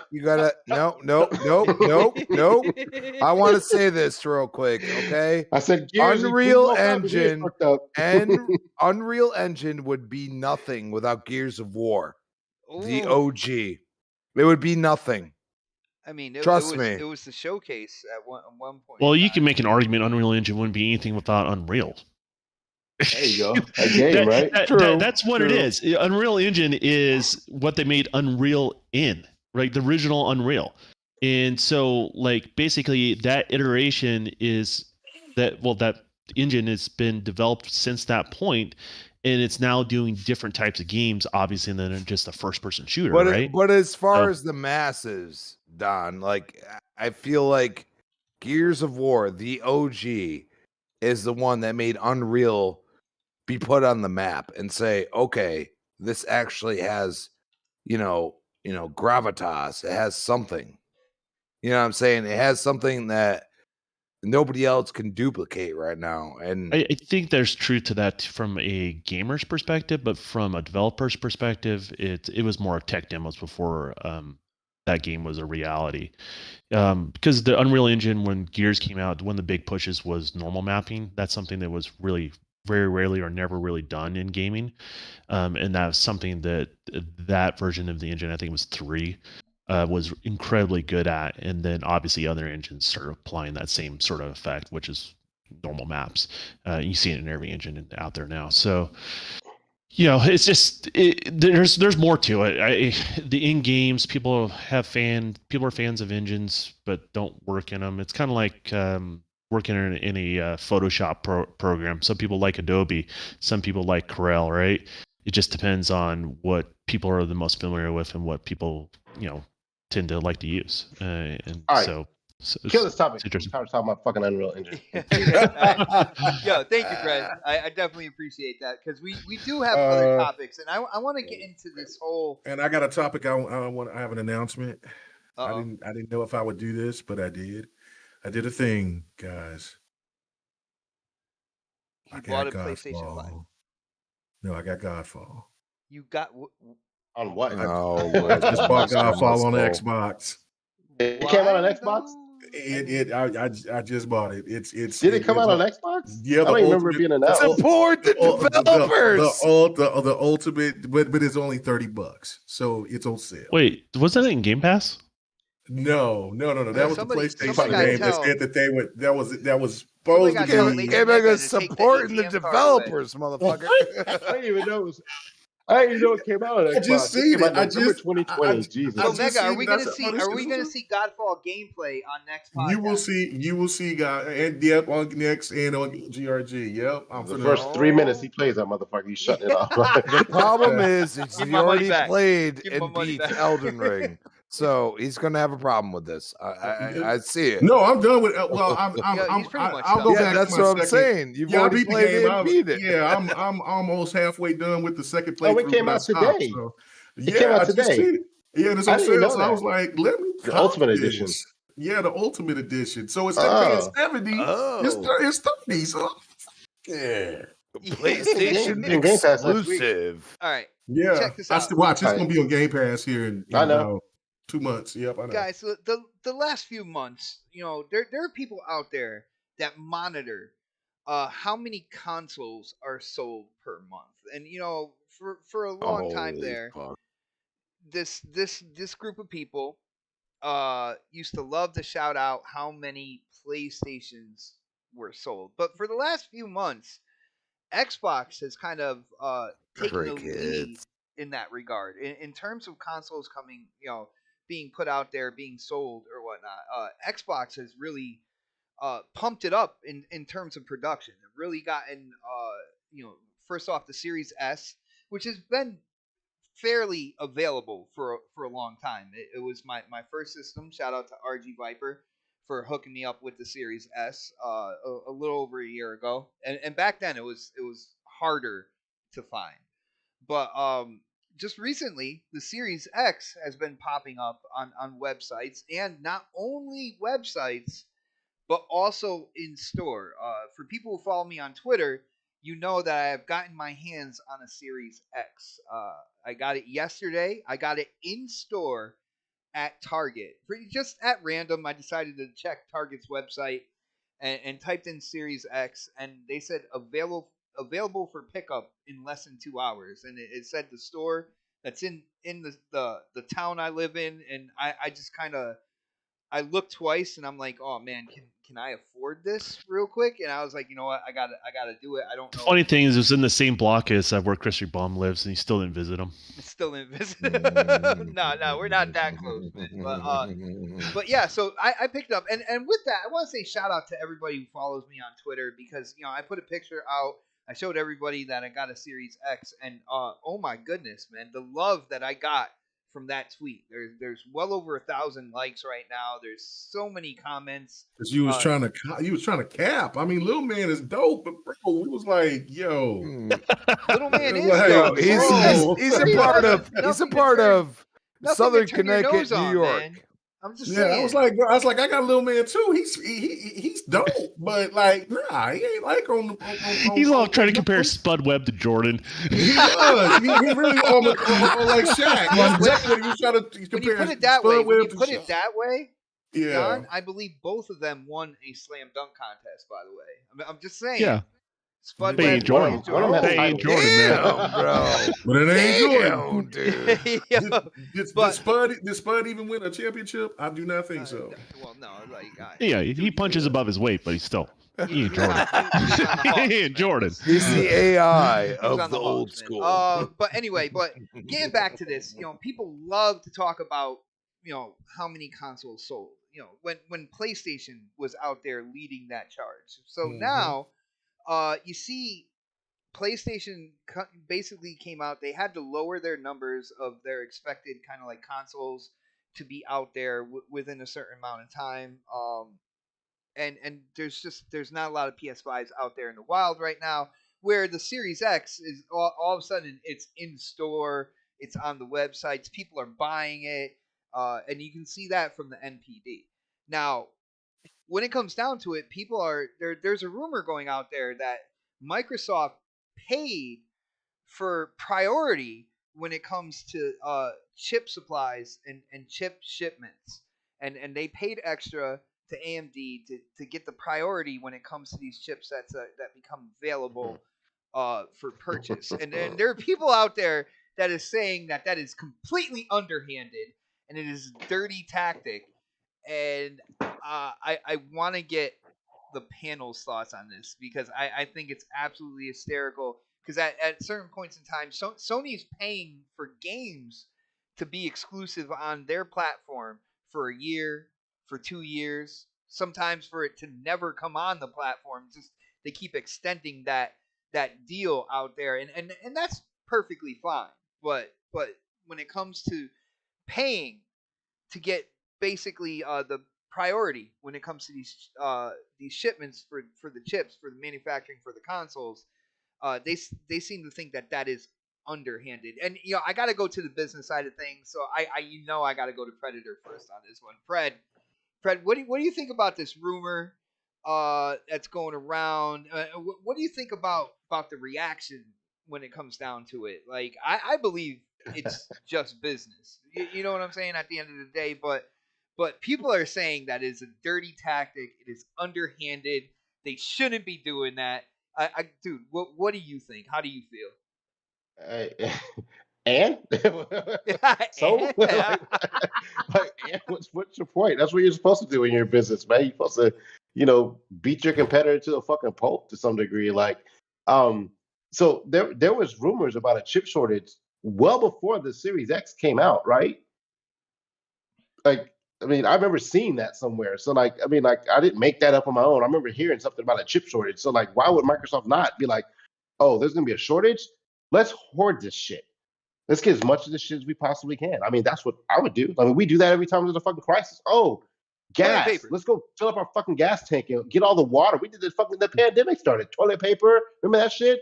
Dude, You had like fucking 30 rolls in your goddamn closet. Oddest thing, the I mean, oddest thing to fucking stock up on toilet paper, yeah. Toilet paper and fucking paper towels and shit. Don Like, showed me a picture of a truckload. Well, I'm sorry, I'm sorry, not a truck. It was he has a hatchback, but he also likes riding on his yak, Cambodian yak. So he had a backload of toilet paper. He showed me a picture of that. So I was like, damn. yeah, fucking. Yeah, my ass is baby soft during the pandemic. Yeah, I mean, go back to like when all this shit started. Man. Is that not what we do though? Like when we see a crisis coming, you stock up on shit you don't fucking need. Toilet paper is a perfect example.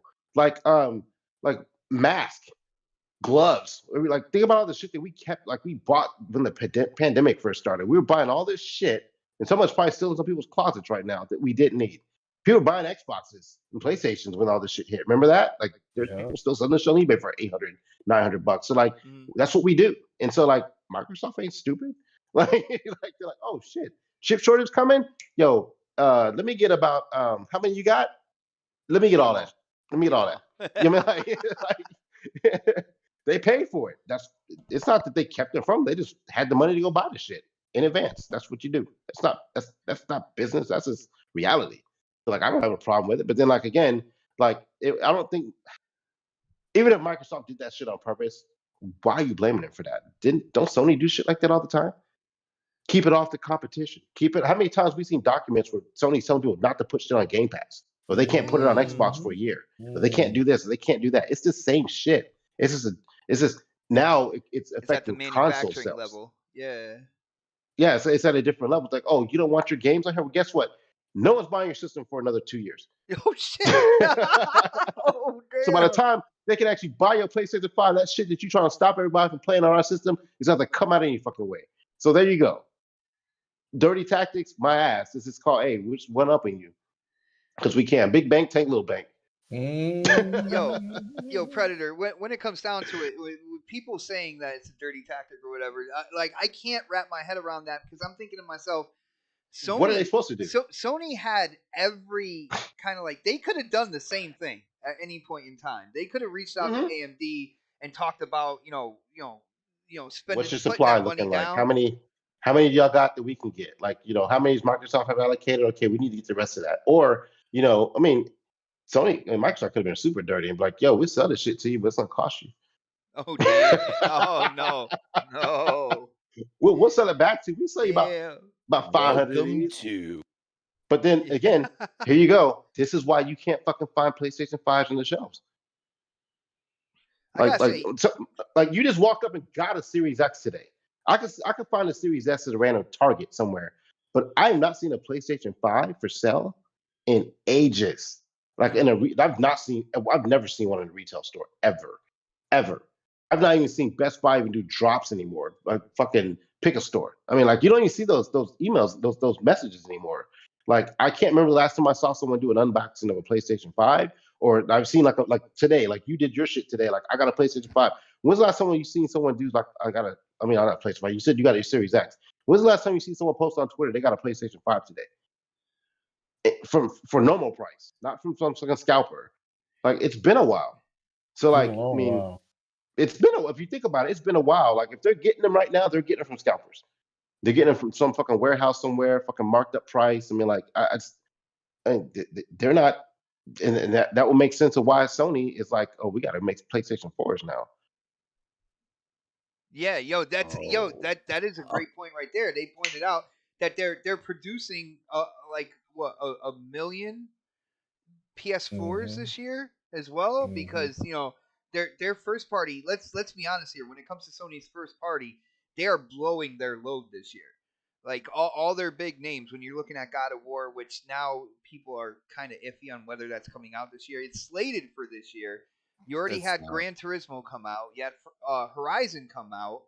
We're nowhere near another Uncharted or Last of Us. Like their big names coming out this year, and you needed to have the systems out there, whether it's PS4 or PS5. They needed to have the systems out there for people to pick up to play those. So, like, yeah, man. And when it comes down to it, again, like I just gotta say, it's business at the end of the day. Like, I know you guys. There are people out there that don't like the numbers. There are people that follow these numbers.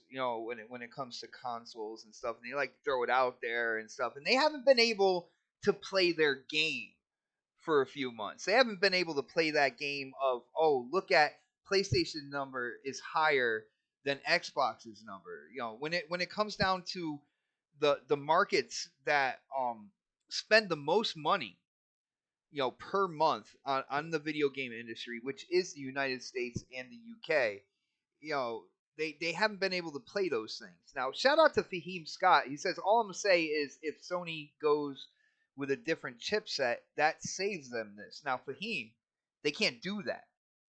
Their system is designed around this chipset. When it's all said and done, they can't just switch the chipset. Like they have to go through research and development. They have to make sure that the games would run with this different chipset and stuff like that. They can't just change it now and then move forward with a console with a different chipset. That's why they take so many years in R&D and to build these consoles up, because they can't just flip it. They can't just switch it in terms of what's underneath the hood. So Fahim, they can't do that, bro. AMD does have a couple different suppliers, so they can leverage those situations if things kind of change in regards to that. What'd you say? What was the first part of that? Who? I said AMD does have a couple different suppliers. Okay. So they'll take essentially their design and they can have it printed at or manufactured at a different location. So if something frees up there, maybe there's something that can be done in regards to that. But we'll see. Yeah, but that applies to everyone though. Just keep that in mind. So Don, again, the rumor is that Microsoft paid for priority. So like even with like these different people that could possibly these different companies that could possibly make these chipsets according to the rumor. And again, it's just a rumor, guys. Nobody knows if it's really true or whatnot. I seriously doubt they paid for priority. I think what they've done is they've had more chips made. So when you it's not like, hey, I'm on a say two competing companies have, I want 100,000 chips and this company wants 100,000 chips and I'll give you extra money to produce my 100,000 quicker than that. It's not how that typically works. What typically it does is says, okay, this person wants to pay 100,000, but you know what? We're going to buy 800,000. So typically when someone has a big order, you do get priority in those situations. And you also got to keep in mind, Microsoft's not, the consoles that you buy go into their server racks. So there is a higher demand for what Xbox is doing with their console than there is what PlayStation's doing with theirs. Because there's the gamer base, and then there's the whole enterprise base that they basically farm out that compute power to. And I don't think people are looking at it from that perspective, and that's the reason why Microsoft can do such big orders.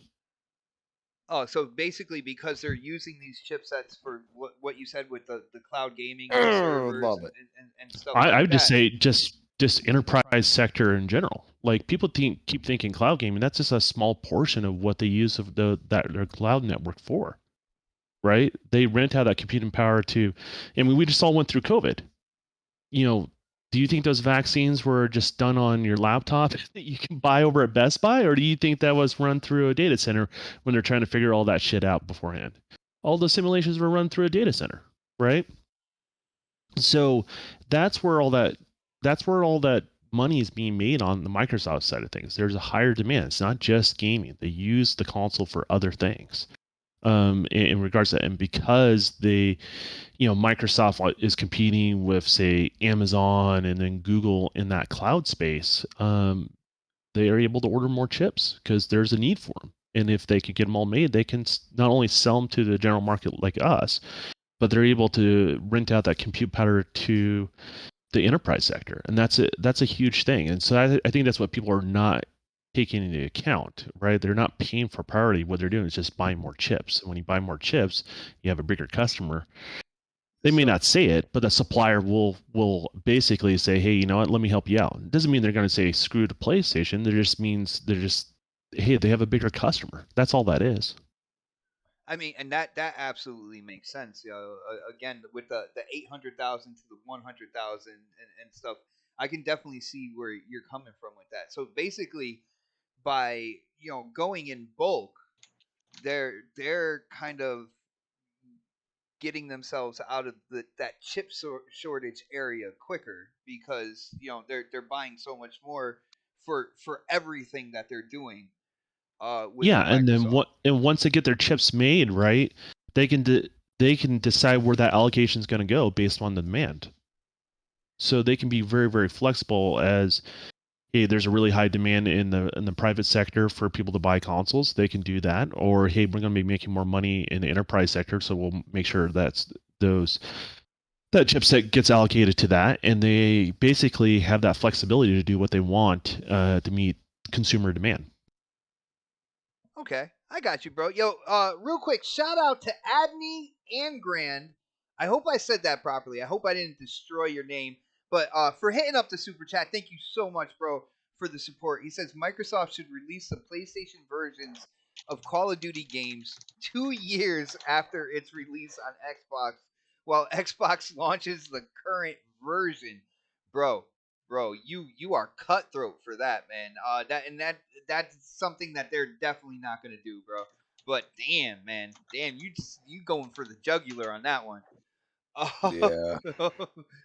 But all right, so Crispy, what do you think about this right now? Again, when it comes to the NPDs, for the people who follow it, you notice they've been quiet the last couple months, and that's because in the United States, Xbox is selling more. Their number is bigger than PlayStation's number. Now you see it in the UK as well, and now people are throwing this rumor around that Microsoft is paying to get more chips. I gotta side with the Don on this one. That to me just made absolute sense. But what do you think's going on here, man? How do you feel? What do you think about the reaction out there when it comes to this? This is why, like, when the Don's here, it's like, oh, damn. You said what I was going to say, dude. Like, I didn't mean to steal your thunder. Sorry about that. I mean, you can say it in crispy language. It's one of those things where you look at it from perspective. And you say, you're a $1 trillion company, okay? And you have completely went all in on gaming. Now, say what you want. Xbox could lose some money if the Activision deal doesn't go through. But That's it going doesn't through. say Nobody that- should worry about the deal. well, I'm just putting it into perspective. Yeah. Okay. Yeah. I'm not trying to like trash anything. What I'm saying is that it's hard to fathom a $1 trillion company. I mean, if you look at it from me that owns a house and barely gets to 100 grand in my entire lifetime, it feels like, because the taxes, everything else, you're not looking at it in that perspective. You're looking at it from a Sony perspective. Realistically, okay, we're talking a $2+ trillion company, and we're talking about 200 billion dollar company. Okay, they're doing things what they feel are necessary. That's fine. I'm cool with that. Okay, but I feel like they're treating their consumers like they're just going to eat it and enjoy. Okay, they're going to eat that cookie. The cookie is great. Oh, I want a cookie. It tastes really good. But at the end of the day, They'll give you what is- diabetes. Diabetes. That's exactly Damn, how it goes. I know. All Oh this my stuff God. on the soundboard just don't. dude, I'm going to tell you We'll something cover it. right now. The It'll be problem back I up, have with this whole entire thing is that 2-1. Well, guess what? Last month it was 2-1. And I'm with you, Don. Okay? You purchase enough of the same chipset, technically. Okay? It's even going in the Surface, by the way. All right? AMD is a partner with Microsoft. Not just Xbox, Microsoft. And you look at it and you say, okay, well, why are all these Xboxes coming right now? And not only that, how are they outselling the PlayStation when they've had how many first party games come out? Think about that. Think about it for a second. It's called value. And all of a sudden, after they release their PS Plus Pro, whatever you want to call it, and it's $18, and you get 0 day and date exclusives.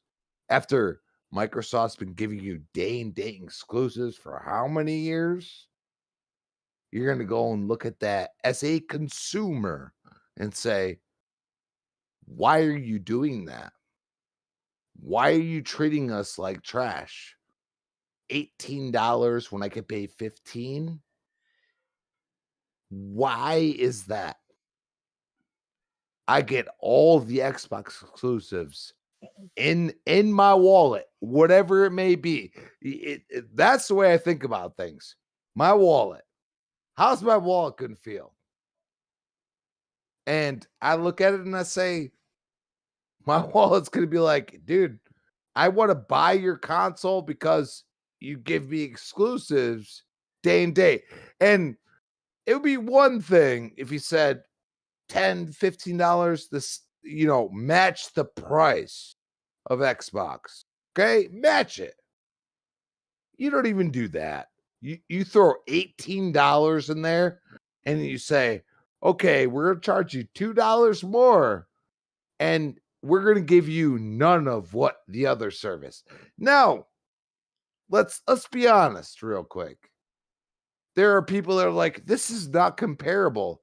After we've already said this is the Xbox Game Pass killer. Remember that? So just keep in mind, my friends, okay? I have the receipts. I have them all over the place. They're I all in don't his car. use them. I don't use them because there's one narrative I hate, is to prove somebody wrong just for the clickbait bullshit. And that's what that is. Because you use that against us, and now you're seeing the absolute fruition of what is to come.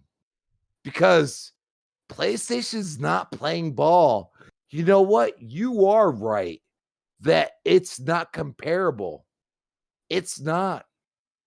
I'm not getting God of War Ragnarok in your subscription service, but you can get Redfall or Avowed or whatever the hell you want. Starfield. And I left that out on purpose. But the point is, okay, we are gamers. And if you're not a gamer, you're playing the thumb war. And I laugh at you. Okay? Because you're not looking at the whole spectrum. Okay? Maybe you make more money than me. I don't give a shit. Do you understand that? I don't care. All right? So enjoy yourself, but don't come and trash me for being a bargain bin, as you call it, gamer. Because at the end of the day, I don't know. Xbox trashed PlayStation last year, but I salute you for that. Okay. All right, bro. If it's bad to be what you would call a bargain gamer, when it comes down to it, I'm the one who pays the bills in the house, and if I have a platform that for $15 a month is giving me all these games, and then when their new games come out, like Forza Horizon, like Halo, like Redfall later this year, they come out and they automatically go into that service, man. I'm gonna love it, and it's not like you know, I'm just getting more. I'm getting more for my money, and I like that. But Mega, Mega, those MPD warriors, man, have been very quiet lately. Last couple months, man. I don't know, and they've been saying how, well, there's no PS5s out there, and then this rumor pops up that quite possibly, that possibly Microsoft is paying for priority. Now, again, I'm gonna stay in the Don's camp on that one, because it makes total sense to me that they're using these chips for more than just gaming. So they have bigger orders, and as a business, you got to fill out those big orders. Those big orders, that's where you're getting your chunks of money coming in. You're thinking about all the orders, but when it comes down to it, those bigger ones hold what do they call it? Priority. And I just want to say something to Fahim real quick. Fahim, that is not monopolizing chips. Okay, when it comes down to it, there is nothing illegal here. AMD would have to agree to any kind of deal or something like that. It's up to AMD. It's not Microsoft saying, "Hey, give me these chips instead of PlayStation." Microsoft putting in the order for a bigger amount, and AMD's got to fulfill that.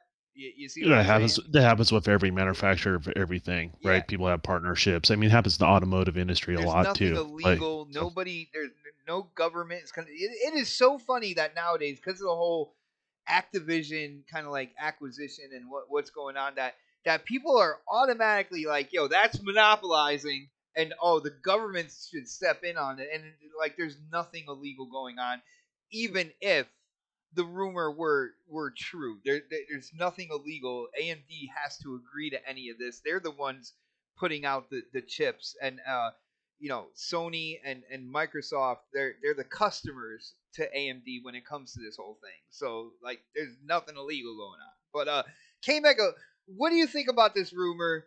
What do you think about what's going on with the NPDs? I know me and you, we try to tell people that, when it comes to companies being, proverbially on top, they're not on top the entire ride. You know what I'm saying? They're all of a sudden you see things start changing. And I think we've been trying to tell people about this for a while, but go ahead, man. Mike's yours. What do you think?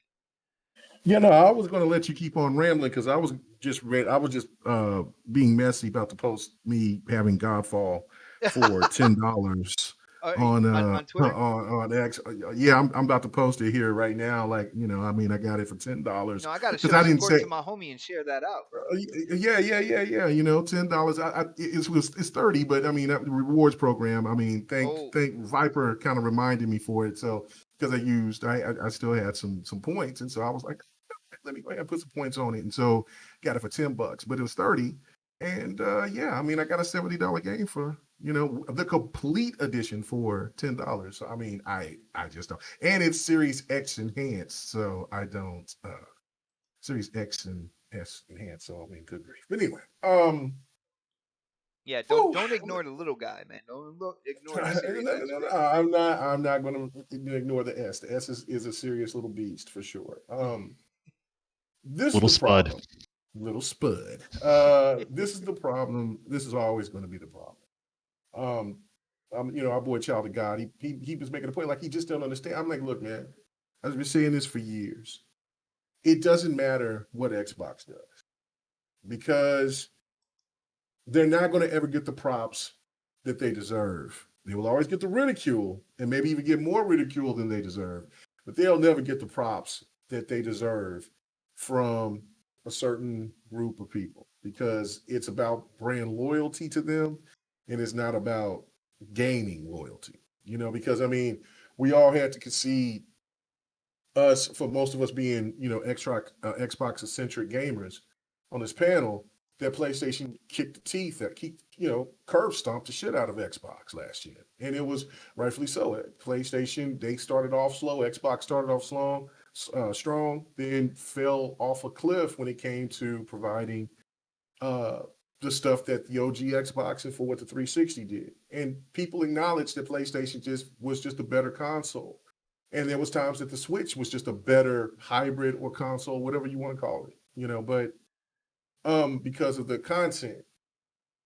This has changed. And for everybody else that can see the writing on the wall that when Phil Spencer got in there, Xbox was going to make a change.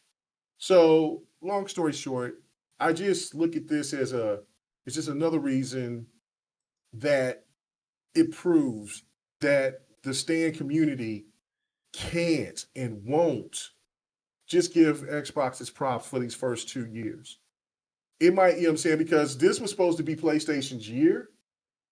And now it looks like it might it might be a dud because of the lack of sales with the console, because of the chipset, the fact that the games that were supposed to be just getting PlayStation back to prominence or to dominance, I should say, so far it's not happening, which will probably push God of War to 2023. And they'll just kind of look at this. And so this will be another year where Xbox, if games like Starfield and some of the other stuff that they'll drop, and if Game Pass just keeps continuing to unload on good quality content, then it's only going to be another great year for Xbox. So that's 2 years in a row, starting into a generation. That's momentum. So to talking about the chipset, trying to make up all these different scenarios, it all boils down to this. They're scared. They see it. They know it. They feel it. That's why Are you talking about the fan base? Is that what you're talking about? Yeah. The Stan fan base, they feel it. That the momentum is starting to change, if not already has changed. So when you look at the active, that's why you got people that constantly go in there and still try to talk to Elizabeth Warren and Cory Booker and them and try to like they're going to, that bill is not, they've been asking for a bill to try to regulate mergers for over 15 plus years, ever since they were going back to the Exxon deal. It's not going to happen. No, and well, if, they even stated that they fall back on Yeah, laws they that can't- exist already. right, the when it comes to laws, antitrust and such. right, the laws already has it stated, and even if, let's just say that there's a couple of politicians that can get it to where it can be pushed, it's still going to pass. Because listen, look at every other huge merger from going into AT&T and Discovery to Disney and Marvel. Those they are way bigger, way much more huger mergers than Activision and Microsoft. Much more big. See, as a person who follow politics and things like this, I get it. Seeing people were jumping on, and I'll talk about this tomorrow night. I'm not going to get all into it now, but to me, it's just like this. Relax. Let the process just happen, because Microsoft has lawyers on top of lawyers. They have gone through the process. They know exactly what the hell that was going to happen and who was going to say what, how they were going to say it, blah, blah, blah. It's posturing, it's all of that. So, that's the thing that's going on here. And they know if Call of Duty, just Call of Duty alone, forget about everything else that's in Activision. Call of Duty goes on Game Pass. There is nothing stopping Game Pass from blowing the hell up and taking off with the Xbox brand to a whole nother height. Mm-hmm. Let's not talk about the games that they're supposed to be coming out with, that people they're anticipating. They're just Call of Duty going on Game Pass alone is something that scares the bejesus out of the competition. So it's just, dude, what it, you know so how you know how you can tell that base is scared. Now there's somebody who used to be on YouTube in a big way, known by the Red Dragon, and dude, every day he finds ways to spin negative Microsoft stuff, to the point where this is how scared that's a talent. He tried to compare PlayStation Plus, the service that you use to play online on PlayStation. He tried to compare PlayStation Plus to Game Pass. All right, and say, why does PlayStation Plus have so many more subscribers? And I'm like, well, dude, people need that when they want to play the games that they paid for online. You're not you're not comparing PlayStation Now, which is a game service, to Game Pass, which is a game service. You're trying to compare the online functionality service, the online multiplayer service, with a game service. That's how desperate it is right now, and how much these people are trying to throw out any type of negative information. And you'd be surprised how many people will like those tweets, will retweet those tweets, even though it's asinine. It's ridiculous. It's sad, but it's like it's a cult culture. Like, I get it. Like, I mean, I was disappointed in Xbox gamers for going after representatives the way. Respectfully, no, let people know that's what they're there for. You know what I'm saying? They work for us. But to call them names, people was calling Elizabeth Warren and them phonies. But they're sitting there looking at that like, what? Like you think they're taking their feelings on her? I mean, anyway. That's weird behavior. I mean, I'm not even sure if they even know games are not running cartridges anymore. I mean, like, that's the politicians point. are not in the know on that. No. So what makes you think that they would be caught up anyway? So again, I was disappointed with a lot of Xbox gamers going in on them like that. Now, like, what I seen, what Boom was saying, and what was Colt and other people, that was respectful. But other people out there was just calling them names, stupid, whatever.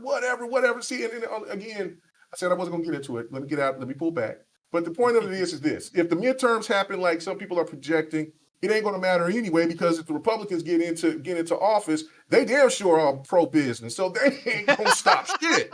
So it's going to happen regardless. It's nothing going to stop it. The laws are written the way that they are. These things are just part of the process. If you need big merger like this, yes. like people need to realize that's the case. But back to what Bob was saying, do you really think that a lot of the reaction that you're seeing out there is people are just kind of worried about the popularity narrative shifting? Yes. And that's why they're saying there's rumors of them buying out more chips and being unethical in their views. I'm quoting them, of course. So right, yeah, no, that's the thing. That's what I was trying to. I said I was going to be quick, but I wasn't. I'm sorry. I was going to loop you back. I'll loop you back. Yeah. You loop me back. I mean, a little Dev in the game. I got you. But this is the thing that was trying to get back to, is that a preview. Yeah, preview next week.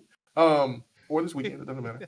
But we don't know when. We don't know. Okay. Well, no, it most likely be Tuesday because we said Tuesday. But when we announce it, we'll be like, gotcha.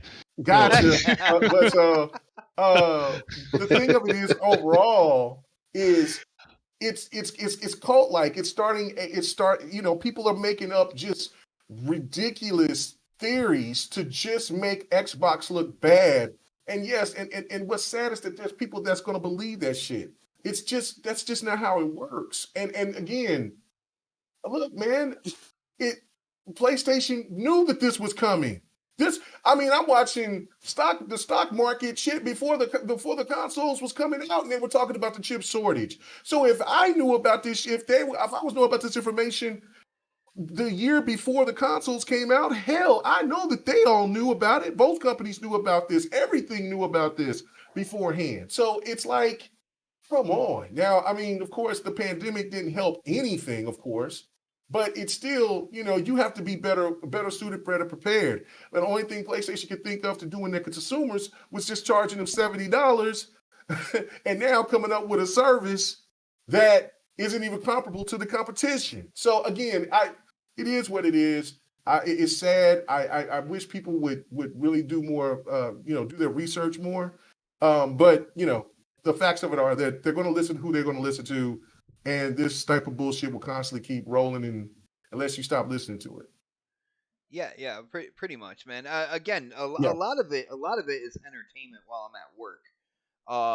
When it comes down to it, I take a break from my machine. My machine's running smoothly. I don't really have to do too much. I'm checking out Twitter, and of course a couple of DMs I'm in as well.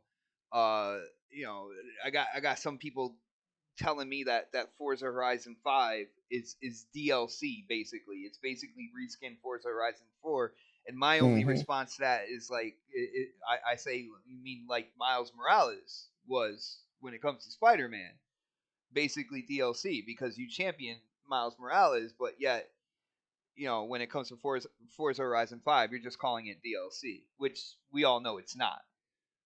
Definitely bigger than its predecessor. That's for sure, dude. And it's just way more put together than Forza Horizon 4 was. Like, going online, stuff to do, different stories on the map, and all. There's so much to do, and it's a lot. I would say it's more streamlined to get to the content that you want in Forza Horizon 5 in comparison to 4. I really like Don. I really like Forza Horizon 5. I think they did a really good job. If they had, it's perfect. Yeah, I'm back on it now. If they had the crew garage that they had in the original Horizon, this would hands down be my absolute favorite Forza Horizon out of all of them. But with that being said, guys, I know we had one more topic, but unfortunately we ran out of time. We're gonna have to roll that topic over into next week. So next week we are going to talk about, when it comes to the different platforms, the biggest fail per platform. So the biggest fail this generation so far when it comes to Xbox, the biggest fail when it comes to PlayStation. It's simple. Supply. You can skip that topic next year. No, next week, because I'm going games heavy on that one. Balls deep. Yeah, I'm going games heavy on that one because at the end of the day, there's a lot of stuff when it comes to manufacturing and supply. There's stuff like that just couldn't be helped. anyway. So to me, it's not necessarily a fail because it couldn't be helped to begin with what was going on in the world, all that good stuff. But there are certain things that are even going on to this day, continuing issues that I would like to talk about. So we will roll that over to next week. Again, huge shout out to the chat, all you guys for hanging out with us. Definitely appreciate all the love, all the support. Love seeing you guys kind of like comment and respond to what we're talking about. This show is as much yours as it is ours. You guys entertain me as much as the panel does over here. And I gotta say, huge shout out to the Don for coming on. Now, Don, again, you are my Unreal Engine expert, so it was really good that you came in on the fly. The door's open anytime, man. You are a founder on Discord. You can jump in whenever you want. Well, you have to invite me. I'll show up if you invite me, but Okay. He's a vampire. but you have to. Yeah, I have to get the invite, man. Let me in first. You invite me. I'm not gonna Gotta reach invite into your me in. fridge, start eating your food without asking, man. This is not how He's I like, operate. no, he's like, I want to feel wanted. That's respect. Yeah. I want you to want it. Well, Don, You don't want it enough. we're going into our outros right now, and you have been El Streamer extraordinaire when it comes to Twitch and stuff. Why don't you let people know what you're doing, what you're streaming, when, and where, all that good stuff, bro. It's been a long time, and I'm actually doing things now. So, for as far as the community is concerned, so I am streaming on Twitch. You can find the links on my basically my Twitter feed, and I'll also stream on YouTube. So whatever your preferred platform to watch streamers, you'll find me on both of the big main ones. And the YouTube channel is live and active. I was currently working on a video that's probably going to be dropping this next week. Probably right before Devin the Gamer, which me and Mega are playing on Tuesday, but you never know. Sometimes me and Mega like to just kind of surprise everyone and just do it. Man, so we're ready to go. Yeah, so this weekend or something. Yeah, and then after the podcast, I think I'm gonna.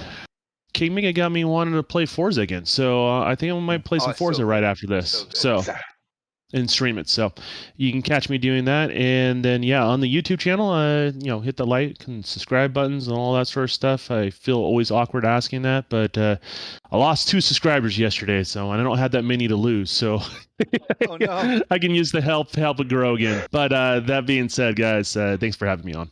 Nice. And for anybody who's getting back into Forza Horizon, I will let you know for this week's challenges. The 2 cars that are up for grabs are the McLaren 650 Longtail, or LT, which is an awesome car. And then for 40 points off of the weekly challenges is the Enzo Ferrari. So these are 2 cars for anybody who's playing. You definitely want to get your hands on. They are hard to find cars. They are expensive cars in Wait, the. did you say store. Enzo Ferrari? Like Yes. that's like the what? That's like the 4 million and Yes, that the 7. the only Ferrari that's named after the founder of Ferrari. That car is bananas, man. But so you have the 650 LT McLaren and the Enzo Ferrari. I already have the 650, and I'm working on the Enzo now. So definitely always check your weekly challenges, because every week there's 2 different cars. At the end of the season, there are 2 cars to grab if you have enough points that you accumulated throughout the weeks. So it is a really cool system. It gives you something to grind for, but it's not like a real heavy grind. It's all stuff that you can do. But it's a lot of fun. Game is a lot of fun. I highly recommend Forza Horizon 5. But on that note, let's get to our brother Predator.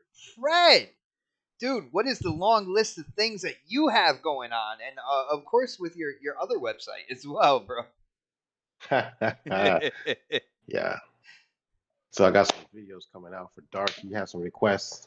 I won't get into them now. Let me quit tripping. Nothing, man. I Subscribe to Pred's OnlyFans. I really gotta. I guess it's a brave new world. Hey, man. Gas ain't cheap, motherfucker. Oh my goodness.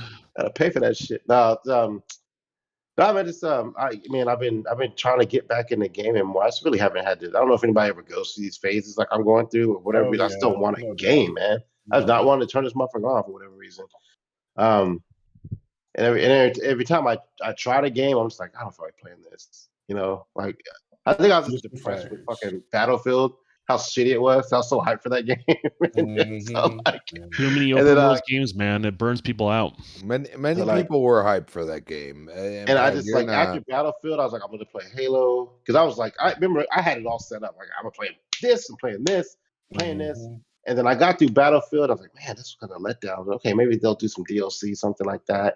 I'll keep trudging with this shit, and then like I got into obviously Halo, knocked that out pretty quick, and then I was like, man, I feel bad. I beat it so quick, and then like Elden Ring came out, and by that time I was like, I don't feel like doing shit, So I mean, I'm just in a gaming slump right now. I'll pop out of it eventually. That's what I think. I just got to pick up a controller and just force myself through it for a little bit, and then I'll probably just get stuck on a game for 3 or 4 days, and I'll be fine. But I just haven't had time to do it. I just had the want to do it. So Fred, have you played Guardians but, of the Galaxy? no, I don't want to play that. It's such a good game. I've seen your gameplay. I was like, that game doesn't interest me at all. I'm not into Marvel games like that. I don't mind watching the movies.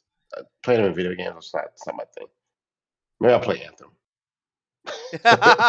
Yo, Shout out to Anthem. K Mega's ears just perked up when you said that. Bro. It's still downloaded in my hard drive. Hey, I'll just fly around with my character all day, man. That's like soothing for me. It's like just fly around as far as I can through some little water springs to cool my engines off and stuff. Anthem's still on deck. If anybody want to play, hit me up. Some Godfall. Get into that. Yeah, hit me up on some Godfall. Yeah, hit me up on some Godfall. I ain't buying that shit. Better off Yeah, I can't believe that shit. $30. You spent $25 too much. No. I got it for 10. I didn't tell you that. You spent $25 too much. I spent $20 on. You got it for Xbox 10. That's what he said. Exactly. for They 10. should have paid Got it for the low.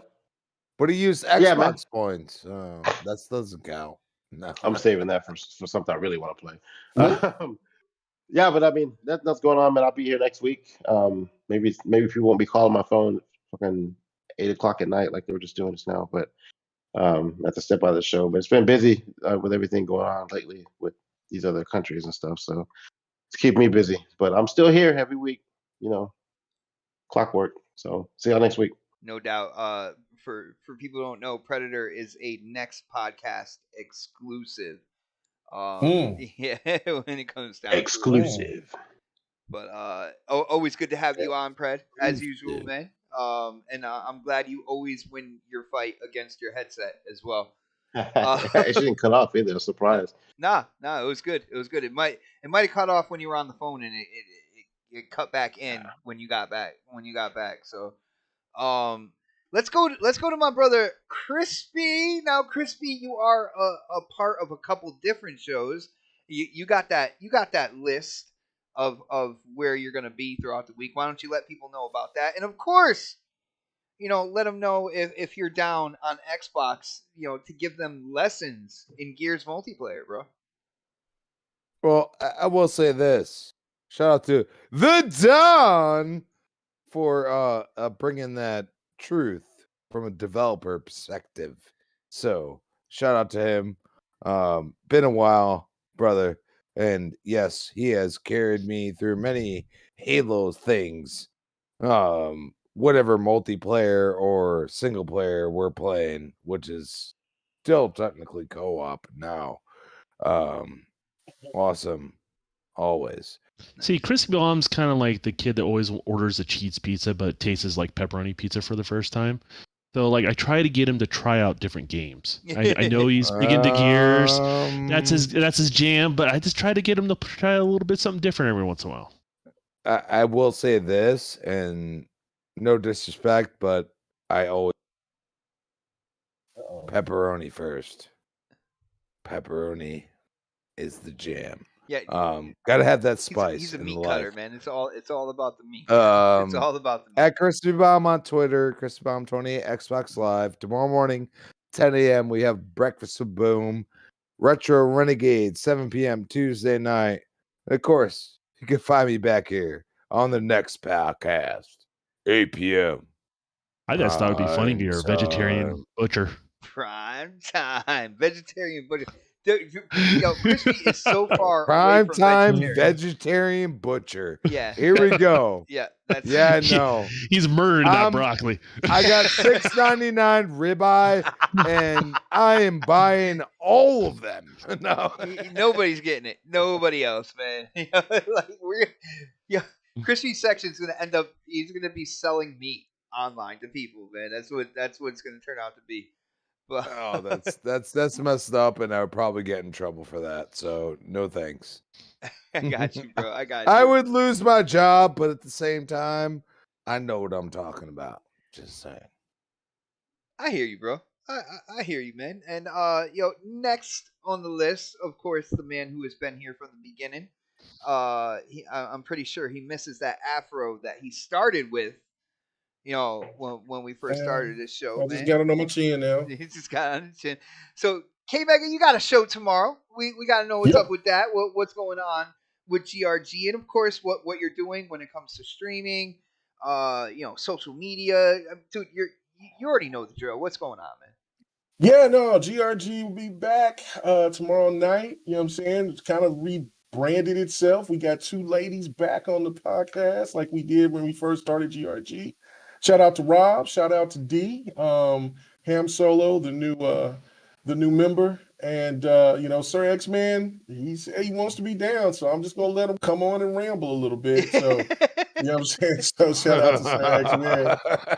You know what I'm saying? Let him go ahead and ramble. You know what I'm saying? I gotta pull him in sometimes, but so just like Crispy, Crispy gotta talk about gears all the time. Sir X-Man's gotta talk about an older game. So you gotta kind of let him always always and talk he brings about up older games sometimes I have no idea what they are, and I'm like, well, yeah, okay, so what's this older game got to do with the conversation at hand? Nothing.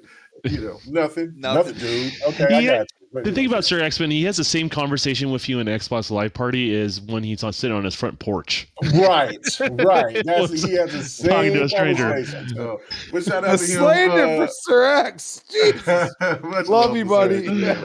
He's a fool. But anyway, we back to getting our guests. Hustle and Motive will be on tomorrow night. So, hustle and motivate. Motivate. Yeah, motivate. I said hustle and motive. I was going to say hustle and flow because I always think about the movie because the way the game was, but I'm like, no, it's motive. But, that is a great special guest, bro. Yeah, man. So I look forward to that first time being on GRG. So come and check him out.